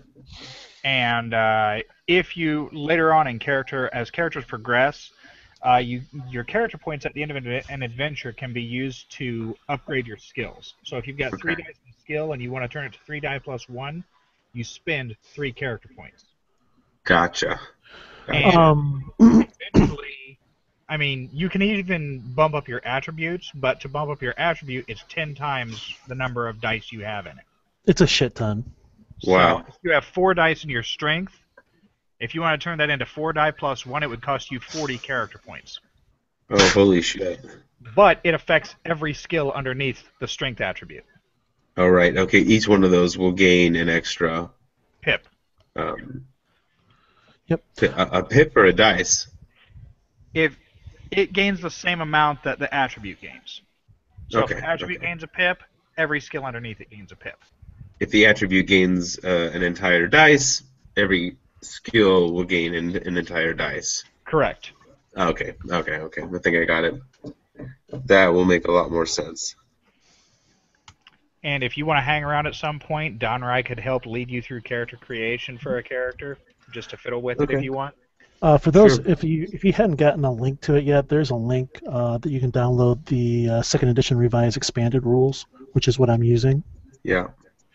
Yeah, over in group chat. Yep, over in the Hangout chat window, you can Yeah. download that. I used an entire toner ink yesterday, printing out the entire fucking thing. So I think I'm just on that. You spent like about $40 to print off a Well, whatever. there's also the option to go to D6 Holocron, and they What? actually have all Okay, of the D6 Eric, books. Eric. Oh. This is a recorded live event. Whoops. Never mind. Just kidding. Yes. Okay. Yeah, maybe. I went ahead and left. I put another link up in the chat window because that is a two-page cheat sheet that has 99% of everything you're going to use for the game on it. So you can use that to your advantage as well. So, any other mechanic questions? No. I think Not that I can think think that's of. it for now. Okay. Any questions about your characters? I'm sorry, I didn't hear you, Eric. Did you go over force points with them all? Nope, I haven't even touched on them yet. Okay. I don't worry about it. I've dabbled a little bit in the manual, so yeah. So okay, no questions about characters, no question about mechanics, no question about story. For you guys that have played another version of Star Wars, what did you guys honestly think of the mechanics, the story, the pacing, the narrative? One question I have is how much of the game versus how much of just your style as a GM, sort of like where does all the narrative come from? Because I know with Fantasy Flight Star Wars, it's very much built into the game. With D20, you could inject that, but none of that was there mechanically. So I'm unclear with this one, like how much of that is in the game and how much of that is you bringing it to the game. Goodness gracious, I don't even know how to answer that question. Eric or Dave, you guys want to step in on this one? Because I mean, it's I don't know how much of it is my style and how much of it is, how you envision the game should be played and how much of it is like actually. I don't know how to answer the question honestly. In Fantasy Flight, they've got the dice that affect for your threat, your fail, your advantage, and your success. In D6, that's all in the range of the GM and the player characters. The way Don runs it, he includes the party more for sculpting the environment and that type of stuff. Like that whole thing I did in the cantina was just a riff that I built. Okay. It wasn't based on dice or anything like that. There's very few actual situations where it's like, roll these dice and see if you have an environmental hazard, or roll these dice and see if this occurs. It just happens or it doesn't, based on the GM's opinion and the way the flow of the story is going. Okay. I actually think that this edition of the rules is more open-ended for the role-playing aspect than the Fantasy Flight version, and I play a Fantasy Flight game every Wednesday. Okay. So like how so? Go ahead. How so? Like how do you find that it's more open-ended in terms of role-playing? Well, granted, the GM that I have, I think, relies on the dice in the Fantasy Flight game way too much. We had a situation where we were on a downed Imperial cruiser, and he wanted an environmental hazard to occur, but he rolled for it every time to see if it happened or not, rather than just having it happen. Okay. This game system harkens back to the older days of RPGs, where it was more,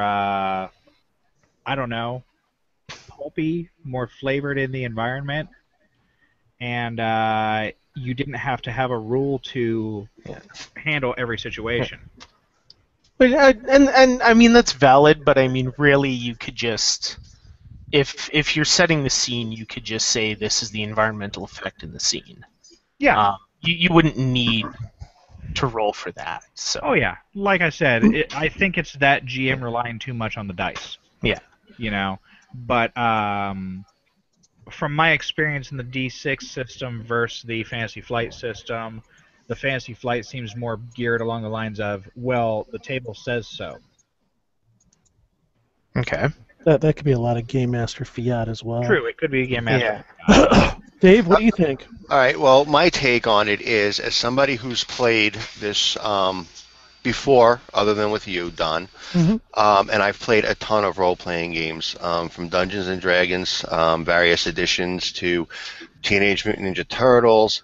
All the role-playing games say the same thing. The rules are a guideline, and it's up to the house, the GM, to say what's there and not. Out of all the game systems I've played, D6, I feel, in my opinion, is the best system that actually means that this is just a guideline and nothing is set in stone. And of all the games, like for example, any of the D20 versions, you can do dungeon crawls easily. It's designed for that. I cannot see D6 system being used as a dungeon crawl. It just doesn't work. There's nothing there.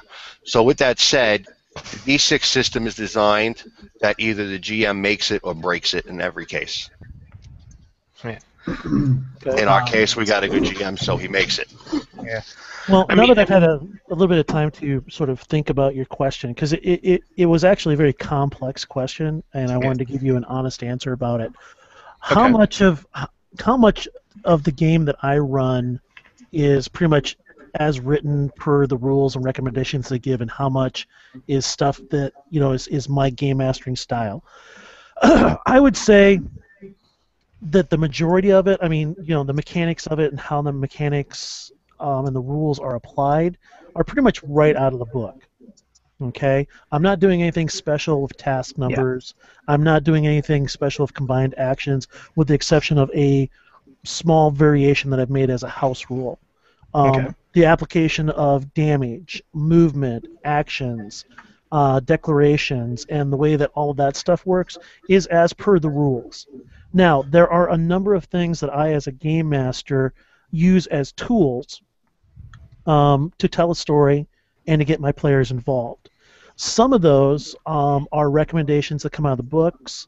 Some of them are stuff that I have taken that recommendation, made it my own, and some of it is just flat out things that I'm doing myself to get the players involved.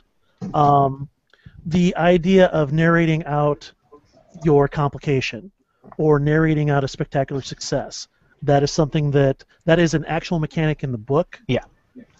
Me having the characters describe it is something that I, as a game master, have brought to my game. Having a scene or ending up a scene and asking a player to go ahead and narrate out what they see, that is something I've added. The use of character points is something that is a mechanic within the game.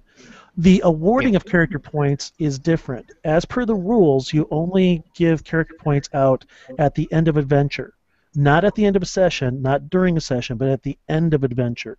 Now, because I want my players to be more pulpy, I want them to be more heroic, I want them to spend character points to do cool and heroic things. Well, if I'm going to do that, I need to award that type of behavior. So if I want people to role play their characters, if I want them to do heroic, over-the-top things, cool things, then I, as a game master, have to afford them the opportunity, one, to do it, but also, two, the mechanics by which to do it, which is the awarding of character points. Right. Okay. So there are a lot of little things that I have added to my game mastering style that are specifically there because I'm trying to get the players to break those bonds, if you will, of the meta mechanic dungeon crawl 3.5, 4.0 tabletop. I got you. And so I want people to be in the first person. I want them to narrate their actions. I, as a game master, know the rules intimately. What I really want for the characters to do is tell me what it is they're going to do, and I will tell them how to do it. And I will assess the rules and the penalties and the pluses and the bonuses. I want them thinking more about their character and being immersed in the story and adding to the narration so that they have a vested interest in it, as though they're a part of it, that they actually can interact with it and have some effect on it beyond just rolling dice and having that be the answer to everything they do. All of that comes from my game master style. Okay. Oh, and Does that answer the question? Yeah. I mean, just to sort of preface it, like my interest in taking part in this was to look at what the differences are with this game versus some other versions of the game, because I've simply not had a chance to play this version of it. And I would definitely agree that D20, I guess, sort of replicates D&D in space very well. There are aspects of this that I think that would separate this from D20 if you were to sort of put it on like a really crazy like duality diagram. There are definitely some aspects that would put this very much in line with things that Fantasy Flight also does,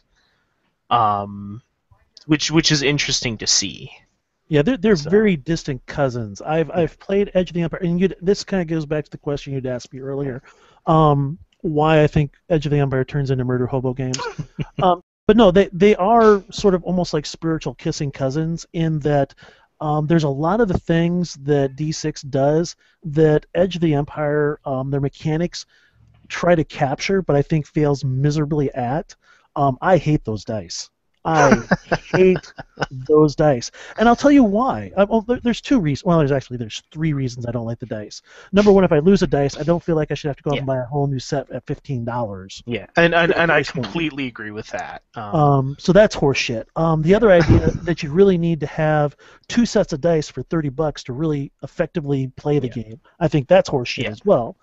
Plus the base book for $40 and the expansion books for $30 a piece. Yeah, there's a lot of reasons I don't like it. I get the marketing aspect of it, but if you're going to use special dice, make sure that they're used effectively. Now, the problem, the failing that I see in Edge of the Empire, and I've had a lot of time to think about this, I think really kind of comes down to its application of dice mechanics.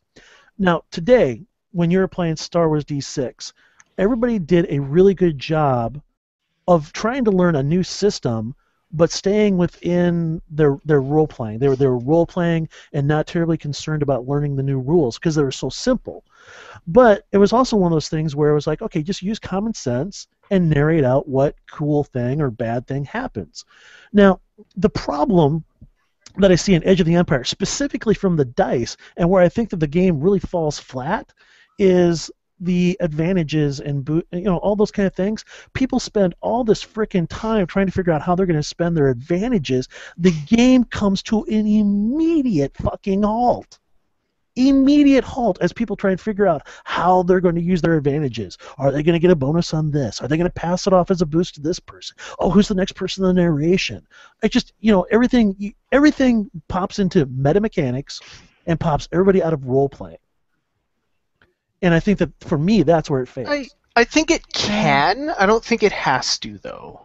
I will say, at our tabletop group that we play Edge of the Empire on, we really don't have any problems spinning advantage because we've always got somebody that's low on strain and they can wax advantage for strain as a recovery.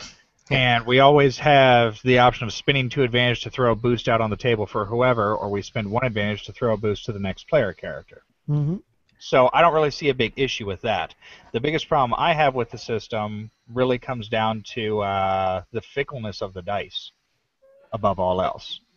Like, we had a situation on Wednesday where player character attempted something in the first round. He succeeded at it, okay? The next time the initiative pass came through, the GM had him make the check again, and he failed at it. And it was the same thing he did the first time, but this time it was a spectacular failure. And it wasn't a situation that made sense for, oh, I did it fine this time, and now this time it doesn't work. Yeah. There's the other thing is that, I mean, there's not a whole lot of room for adding or tweaking out your dice rolls. That's something I really do like about Star Wars D6 is that you can kind of really tweak out your outcome and add situational modifiers that seem to me are easier to apply to your numerical curve or however you want to work it out, as opposed to just adding an additional dice. Or, I add an additional boost dice or add in this. I mean, it just seems cumbersome. And now to come back to the question you'd asked earlier about why do the games that I have been a part of, why do I feel they've turned into Murder Hobofests?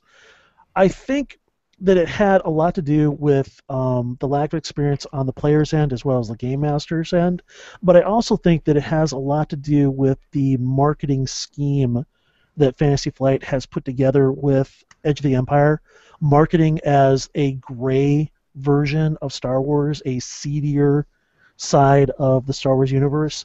So they have marketed it as, closer to the edge, edgier kind of thing. And even though the game doesn't have to be played that way, that's the way that it's marketed. Yeah. And so what do they give you for character classes? They give you a fucking assassin and they give you all these other things. And I don't know about you, but there is nothing about an assassin or anything like that that is clean, heroic. yeah. There's nothing heroic about it. Yeah. And so for me, the tone, feel, and the marketing direction that they've gone, as well as perhaps some of the badly named classes that they suggest, and some poor wording in some key places, has added to this proliferation, of a certain mentality of it. And on top of it, the majority of people that are playing Edge of the Empire are the 20-somethings. All right? It's the new version of the game, and what are the 20-somethings coming into this game with? Some preconceived notions of what? MMOs. Yeah. Yep. Warhammer.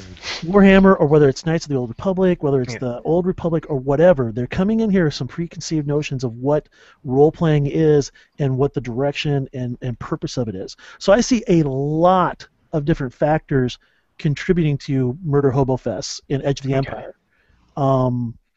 I think it's multi-leveled. I think it has to do with the age of the people. I think it has to do with their expectations. I think it has to do with a bad wording, bad choice of classes, the way they market it. There's a whole plethora of reasons why I think it goes that direction. Okay. I agree. Yeah, I mean, like I said, I've had a lot of time to think through because here's the thing, I want to like Edge of the Empire. Yeah. I do, but I don't. Because I look at that and I'm like, man, no. And the other thing is, I mean, I'm also looking at going, man, I got Star Wars D6 and it does a great job for what I want to do and capturing the flavor and getting people involved. And I have a shit ton of material. I don't have to buy a $40 book. I mean, I personally own in paper all of the books. I have all of the PDFs. There's also 20 plus almost 30 years of people printing their own fan-made material, and they continue to do so to this day. I mean, wow. I mean, just, there's no end to material. And in fact, this adventure is a conversion from the beginner box adventure. Yeah, I was wondering, how many played this? I know, Eric, you've played this. Yes, I have, and I'm trying to exclude. Anybody else played this one yet? I played it in Edge of the Empire, yeah. Hey guys, this is the Wookiee, Charlie. I hate to cut you guys off, but I gotta run. All right. But I did just want to make a quick little point this out on our avatars here on the first page. All of our character points are reset to 5. That's not going to be like that. That's just on this page, right? That's just on that page. I just took you back to the original page and copy and pasted sheets. Cool. Yeah, we're good. Well, I'll make sure that that's all up to date next week. Cool. Before you take off, Charlie, are you good with 3 o'clock next week? Probably about a 2-hour, 2.5, maybe 3-hour session. Again, wrap this up. Absolutely. I work from home. My schedule is wide open. I had a great time today. You're an awesome GM, and I look forward to playing with you guys more. Excellent. Well, buddy, go ahead. Make sure you go ahead and add me into your circles if you want on G+. Yes, I will. And that is Oliver? Yeah, it's Oliver Queen, but my real name is Don. And Okay. he runs games throughout the week too, so. Very, very cool. I would love to start getting into some more games too. So if you've got a spot open or two for some other games, I would love to join you. Awesome. Charlie, it was nice meeting you, buddy. If I don't hear from you or talk to you during the rest of the week, I will make sure that I get that post up and send you an event thing in G+, okay? Awesome. Sounds good, guys. Take it easy. Yeah, Take take care. care. Take care. But anyways, So yeah, the- I was just gonna say that yeah, I've played in this. I've also run a portion of the session in a play-by-post game, but as we all know, play-by-post games like to get slow and die. So Play-by-post. Play-by-post. Sucks and- so hard. yeah, so that's also where my interest came from. Is I specifically wanted to play this adventure because I've seen it on a number of different levels. I really wanted to see Star Wars D6 rather than Star Wars. So- And please don't take what I've said about FFG as a hatred towards it. Yeah. It's just differences in system. Yeah. Mm-hmm. No, I'll flat out tell you I don't like it. So I participate in it weekly, and I've got the beat stick in our party, which is a Jawa wielding a vibro axe. don't even get me started. No, but yeah, the other thing, I mean, if you roll, see D20 and Saga, I have a seething hatred for those two systems when it comes to Star Wars. No, seriously, I mean, Yeah, I'll agree with you on that. I don't think it's the mechanics, it has no heroic feeling to it at all. It is just so hard to get your character to where you, especially in Saga. Oh, Yeah, I I would would agree that but as far as I know, it's 4th edition D&D, and I hate 4th edition D&D. Yeah, I would agree that it's really not the best execution. There were interesting games and good for what they were, but it was just it really didn't feel like Star Wars. It didn't not feel, even a little bit. Not feel like even it was a little. at all the best execution that it could have been. I think the D20 revised got it a lot better than the original D20 did. Yeah. Yeah, I I agree. liked the D20 revised, but I think I had an amazing DM, which probably had And a lot to do. I've had fun. I had fun running the D20 revised for people and participating in D20 revised games, but it's not going to ever be in the same position as the D6 is for me. Well, this was my question though. I'm sorry, I don't mean to interrupt you or sidetrack you there. The original question I had was for those people who actually have taken part and have some knowledge of this specific game or this adventure. How did it feel and how did it play in comparison to the Edge of the Empire game that you played with it? I felt like I was playing a different game completely. Okay, can you expand on that in any way? When I played the Edge of the Empire one, it honestly felt like a pre-gen box adventure set.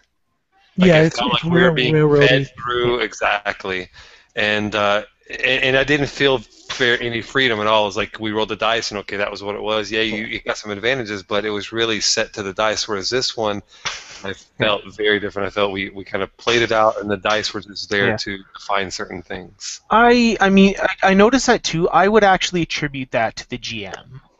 Yeah. You could run Edge of Empire if you run it word for word. It's railroady, it's full of holes, it's bumpy, it's brutal.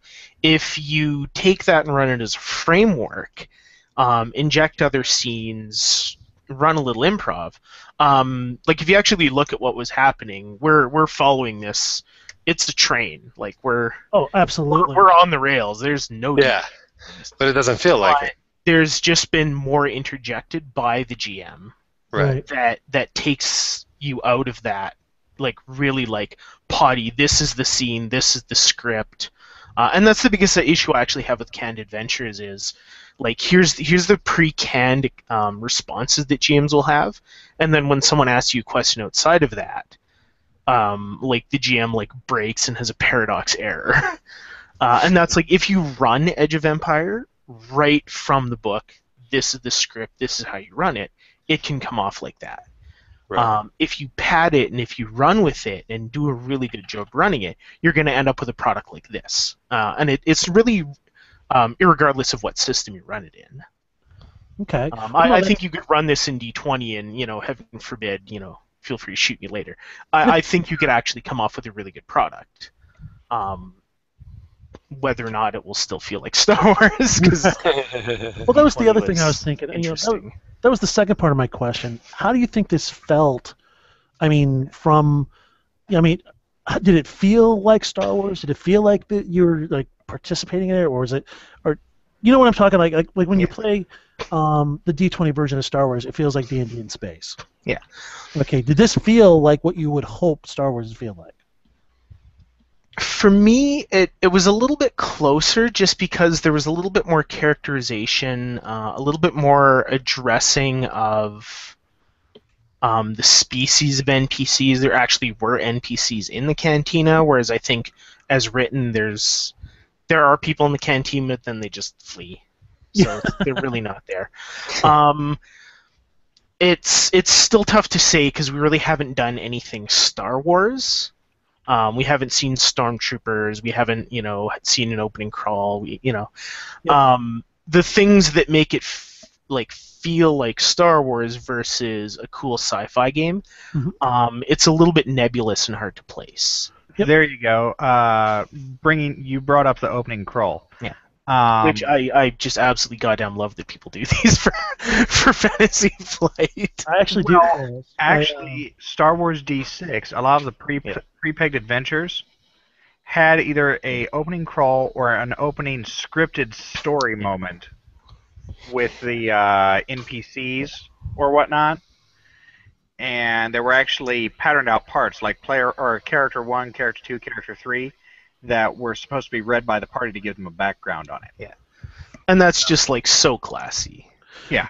I actually have a link to a crawl that you can actually type in all your stuff. A crawl generator. Yep, and I've done that with a couple of my games, and people seem to really, really like it. I don't use it very often because the person who scripted it didn't put a volume control in it. In it. So when it comes up to the Star Wars music, it just blasts out of your speakers, and you can't adjust it. Yeah. But I do try at the beginning of I try to end my games, or my sessions anyway, on cliffhangers. Yeah. And I try to start the game, every game I try to start in media res. Yeah. That they're right in the middle of the action, because this was a canned adventure, and because my father-in-law stopped in and completely derailed me. I mean, I did. I had 35 minutes of prep time set to the side. Don gets psyched for games. Yeah. I try. I'd like to have my ducks in a row, and I like to think that I think pretty quick on my feet, and but I mean, I still like to have some prep time. Yeah. And I got derailed on that. But you guys are talking about not feeling like you were being railroaded, and that is a huge deal for me as a game master. Is not how do I effectively tell a story, keep people on track, and not have them feel as though they're railroading. And something that I've come across, and I try very hard, and I think I've been very successful at it, is telling a story and padding it in a certain way that characters have the illusion of free will. Yeah. Exactly. I think that's the important part. I think that's the important part. You're going to be railroaded in any kind of planned adventure unless it's totally sandboxed. Right. But having the freedom and knowing that things are going to go a little off the rails, I was sort of running with the idea of let's go to Shantytown and see what that's like, because I know that's really not in the adventure. Oh, and I would take you there in a heartbeat. I was noticing something else that I won't point out because maybe we'll come to it. You can point it out. We're talking meta mechanics right now. Don't worry about it. Just the scene with the control center. Yep. And whether or not that will surface, and it's we will have to see. I don't give that one thought, because you know what? Honestly, in the canned adventure portion of that, it makes no sense whatsoever. Yeah. it makes no sense whatsoever. Yeah, but it was just just sort of a thought that we know it's on rails, but understanding that we do have a little bit of impact. Mm-hmm. I would definitely agree that illusion of control is definitely more important than actually having control, because I've been in way too many scenes where the GM just sort of dumps you into the scene. They're like, and what do you do? And everyone's just sort of standing there in ring face drooling, and they've got And, no idea I what didn't to know do. that Shantytown wasn't fleshed out. No, it's not. I think it's got like maybe a paragraph. Yeah. Well, see, I would have made you go there too. Yeah. And I didn't. And again, when that suggestion came up earlier, when Charlie had suggested it, I had absolutely no problem with you guys going to Shantytown. I think it's a cool idea, but I just couldn't. I couldn't make it happen inside my head that the suggestion had come from that character. Yeah. Right. It just didn't make sense to me, and that's the reason. No, as a that makes game sense. master, yeah, as a game master, I kind of came out there and did the whole veto thing. No, I just don't. I don't see that happening. And a lot of times, because when people present characters to me, I demand a backstory, a personality, and a goal, and a possible connection to other characters. Yeah. And these do not have to be novellas. I do not want a detailed backstory and personality. I want 2 or 3 sentences tops. Yeah, And- like where's the character coming from is more important than like write out like an autobiography for the character. Exactly. Well, here's the thing: the more the detail that you put into your background does not give you freedom of creation. It actually stifles creation because you've already planned out everything for your character. The Yeah. more you jack at a player character, the less they can do. Right. But if you can give me a basic framework, like a house, if you can just give me the basic frame up of the personality and background and goal, just a single goal. I go off and I take a look at that as a game master, and there'll be sometimes during the game, and I think I threw this out. I think it was in Eric's. Yeah, it was in our game 3 weeks ago with Eric, where I will ask a character. I will suggest, do you think your character would really do that? I can't remember what it was. You did something, I think, Eric, and I went, hey, would Elo really do that? And you're like, no, not really. Well, and that actually raises a really interesting point because I'm playing a Force user in an Edge of the Empire game, Mhm. and I just picked up Sense, and I'm looking for like every excuse to use it, even though it's right when you get it, it's kind of not really a great useful power, and so I get a chance to use it, but I roll a dark side point. It's like, okay, well, because of the framework of the character, I'm learning the Force and learning about the Force and the Jedi through a Padawan learner's journal, so that immediately limits the character's perceptions to the Jedi code. Right. Versus like if I hadn't had that in there, it's like, oh yeah, let's go dark side, activate the power anyways. Yeah. Dark So- side points and how the Force and stuff like that operates has gone through some changes with some of my house rules. I'm not going to go into them a whole lot of detail, but yeah, dark side is a lot more insidious in my games. I don't even call it dark side; I call it corruption. Yeah. And it is a lot more seductive. I And- really hope that Edge of the Empire fleshes out Force use a lot I- better. I Because right almost now, wish they don't. well, I'm But I'm talking interested about to hear the what you whole have to say dark on it. side of things. You know, Oh yeah, I right definitely now, agree. ooh, with it gives you a dark destiny point. Ooh. Yeah. Okay, Yeah. that's gonna come back around in what, 10 minutes? Yeah, I can agree with you there. There needs to be a more like Maybe like you can a get like a corruption rabbit hole to to it. chase.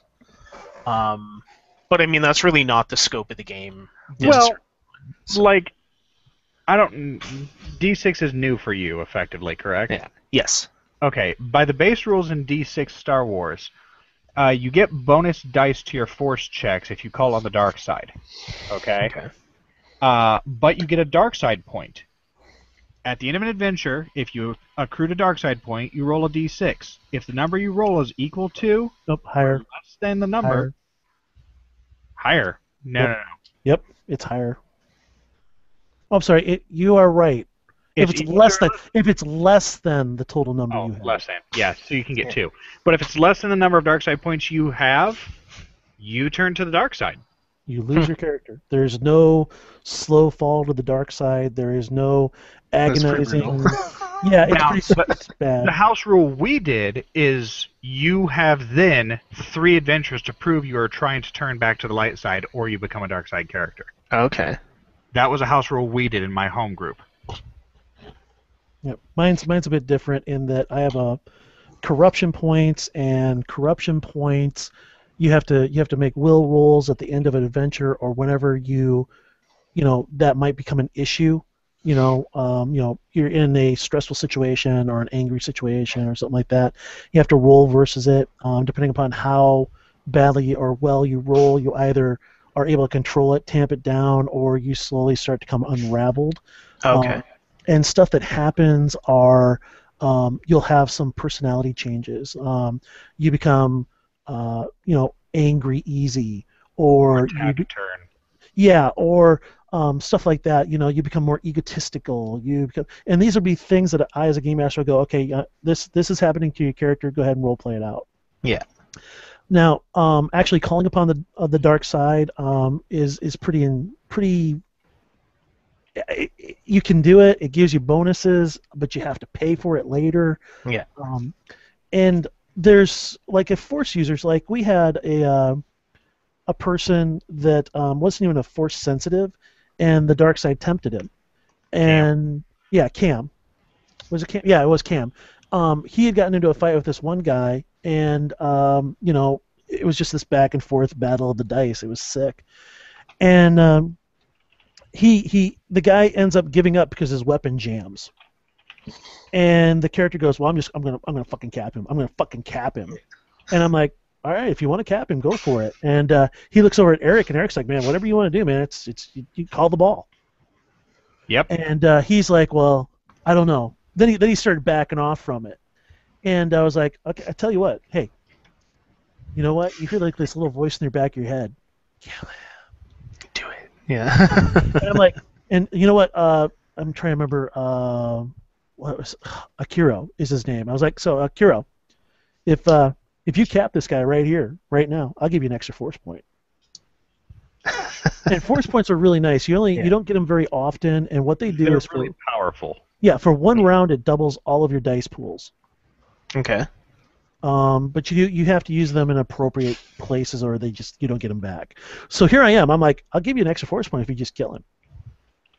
This is the dark side tempting him, and he gave into it. And he ended up killing the guy, and I gave him a couple points of corruption and an extra force point. And it was really fun because he really role played it out, and he's been real remorseful about it. In fact, he just took off a point of corruption last week or the week before, because he's been role playing it out. So the homebrew rules I've come up with, I think, allow for more interaction with the Force and the dark side, and how it's manipulative, how it has a gradual effect on personality. Yeah. And also, you know how I said you get bonus dice? Mm-hmm. The stronger connection you have to the dark side, the fewer bonus dice it gives you for the tasks. Yep. Okay. You have to ratchet up the task. Like, oh, I killed this one little homeless person. Okay, you get bonus dice. Next time, it maybe have to be like, oh, I don't know, A house full of people. Like, yeah. Yep. or And there's a bus full of puppies. A village, a village. But I mean, that's Because the dark side wants more, Yeah. so it can further your corruption. Exactly, and that's the other thing. I play the dark side of the Force very much like that, in that it throws a lot of temptation at characters. And sometimes I have there's an actual term for it. I can't think of what it is, but the dark side, if it's trying to woo somebody to fall, it will offer up a force point for a very specific action. And usually what happens is when the dark side is tempting somebody, it's like a one round role play thing out, where it's tempting you in a single specific situation, and once you've conquered that, then it's gone. Okay. It just fades away. There are other times where the dark side will offer up a point that just sits out there in space like a carrot in front of your character's face, that anytime you can call on the dark side and say, all right, I'm going to use that. But here's the thing. What happens is it's a force point that can only be used for a very specific thing. Like, attacking a certain person. Yeah. If you go out of your way to go find this person, and you want to access this force point to strike him down in anger or fear or whatever, that force point's out there for you to just take whenever you want it. Just boom, use it. just things I've added. Now that's stuff that did not come in the rules is the stuff that I've gone up and added to it. I'm still working on it, but anyways. But the Edge of the Empire force system, it's very tacked on. You know, at least that's my feeling of it. You really have to invest into any of them to even get any sort of actual trick out of it. Yeah. And if you call on the dark side by rolling the dice and coming up with dark pips, oh well, you just called on the dark side. Yeah. Now there's that little blurb in there about, well, the player and the GM should come up with something appropriate. But, you know, that's one of those weird situations where I want there to be rules. Yeah, but I mean, it's not the Because time or the place for something like that to be an Edge of the Empire, because you're not playing powerful force users in Edge of the Empire. But you don't have to be a powerful powerful force users in Force and Destiny. But you don't have to be a powerful force user to do evil. Yeah. Nope, not at all. And, you know, you don't just conversely, you don't have to be a powerful force user to do good. Yeah. You know, but there's no benefit for doing the right thing. And there's no penalty for doing the wrong thing. So like Don was saying earlier, it's just that whole gray area. Right. You know? And I really hope they flesh that out, because the Force is a big thing in the Star Wars universe, as much as I dislike the fact that the Force is a big thing in the Star Wars universe. Yeah. It needs to be there, or it's not quite Star Wars. Yeah, I can definitely agree with you on that aspect. I just think right now it's not the time or the place. Because it's the focus is on playing other sorts of characters, and the Force is there to be dealt in if you want, rather than it just becoming overpowering like it was in D20, where it became Jedi the role-playing game. See, that's another. That's getting into whole game practice in general. In D6, the Force is powerful. Yeah. It's supposed to be. There is no balance. The Force is powerful. It's up to the player character and the GM to have purpose for Force being balanced. In the Rebellion era, if you're a Force user, you're getting hunted by Dark Jedi. Yeah. You do not want to be hunted by Dark Jedi. Because, okay, you've got a starting group of characters, which are 18 dice and attributes and are 7 dice and skills. The entry-level Dark Jedi that's going to hunt a Force-using player character is probably 14, 15 dice and skills. Yeah. So he's going to lay the beat down on the party and harry them and hound them. So it's tough. Just like in the Star Wars, in the D6 universe, droids are second-class citizens. You know? That's more played up in D6 than I think in any of the other settings. And there's speciesism. You know, my character's a good guy in this D6 game, but he doesn't like non-humans because he grew up in the core. Yeah. You know?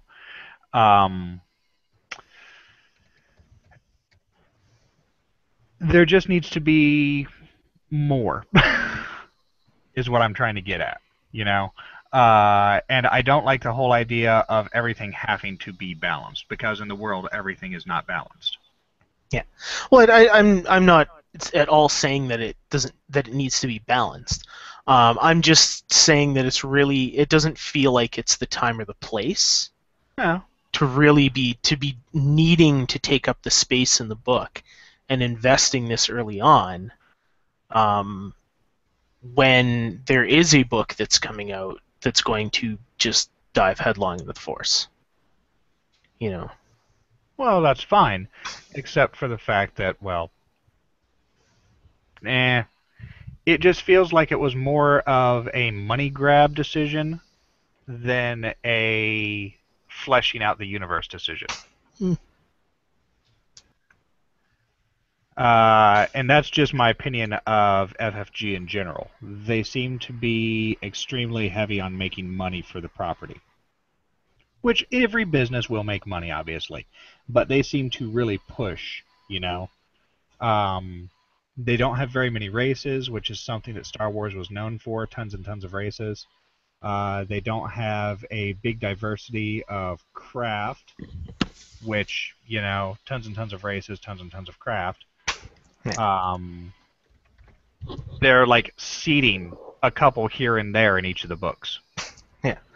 But again, it's you could devote entire books that the EU is so big that you really need to carefully hand select what you want to deal with, because otherwise you're gonna have like 900-page books. Now the EU is not big because the EU doesn't exist. Yeah, that really makes me wonder what's going to happen with them. Well, now FFG will be canon. Oh, good lord! No. Yeah, FFG will follow as part of the new canon. The movies will be canon, and the new properties that are coming out will be canon. That's bullshit. I agree.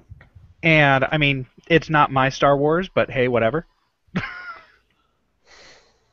But I don't think that there's anything like objectionable in FFG Star Wars. Not yet. Like there's nothing there that's a Jar Jar Binks problem is with Sith it Master. being canon. So I don't see what the concern with that argument is. Well, right now I don't have a concern with it. Yeah. But I'm not in the majority in that situation, apparently. Don, what's your opinion? On what? Canon versus non-canon? Getting rid of the EU? Well, getting rid of the EU in general, I think, was a smart move on Disney's part because otherwise they couldn't process stuff in the time period that they were targeting. I think that from a marketing end of it, and to take the franchise to sort of the next logical place, that it was a smart move to say that the movies are canon and only the movies, and that it's a clean slate.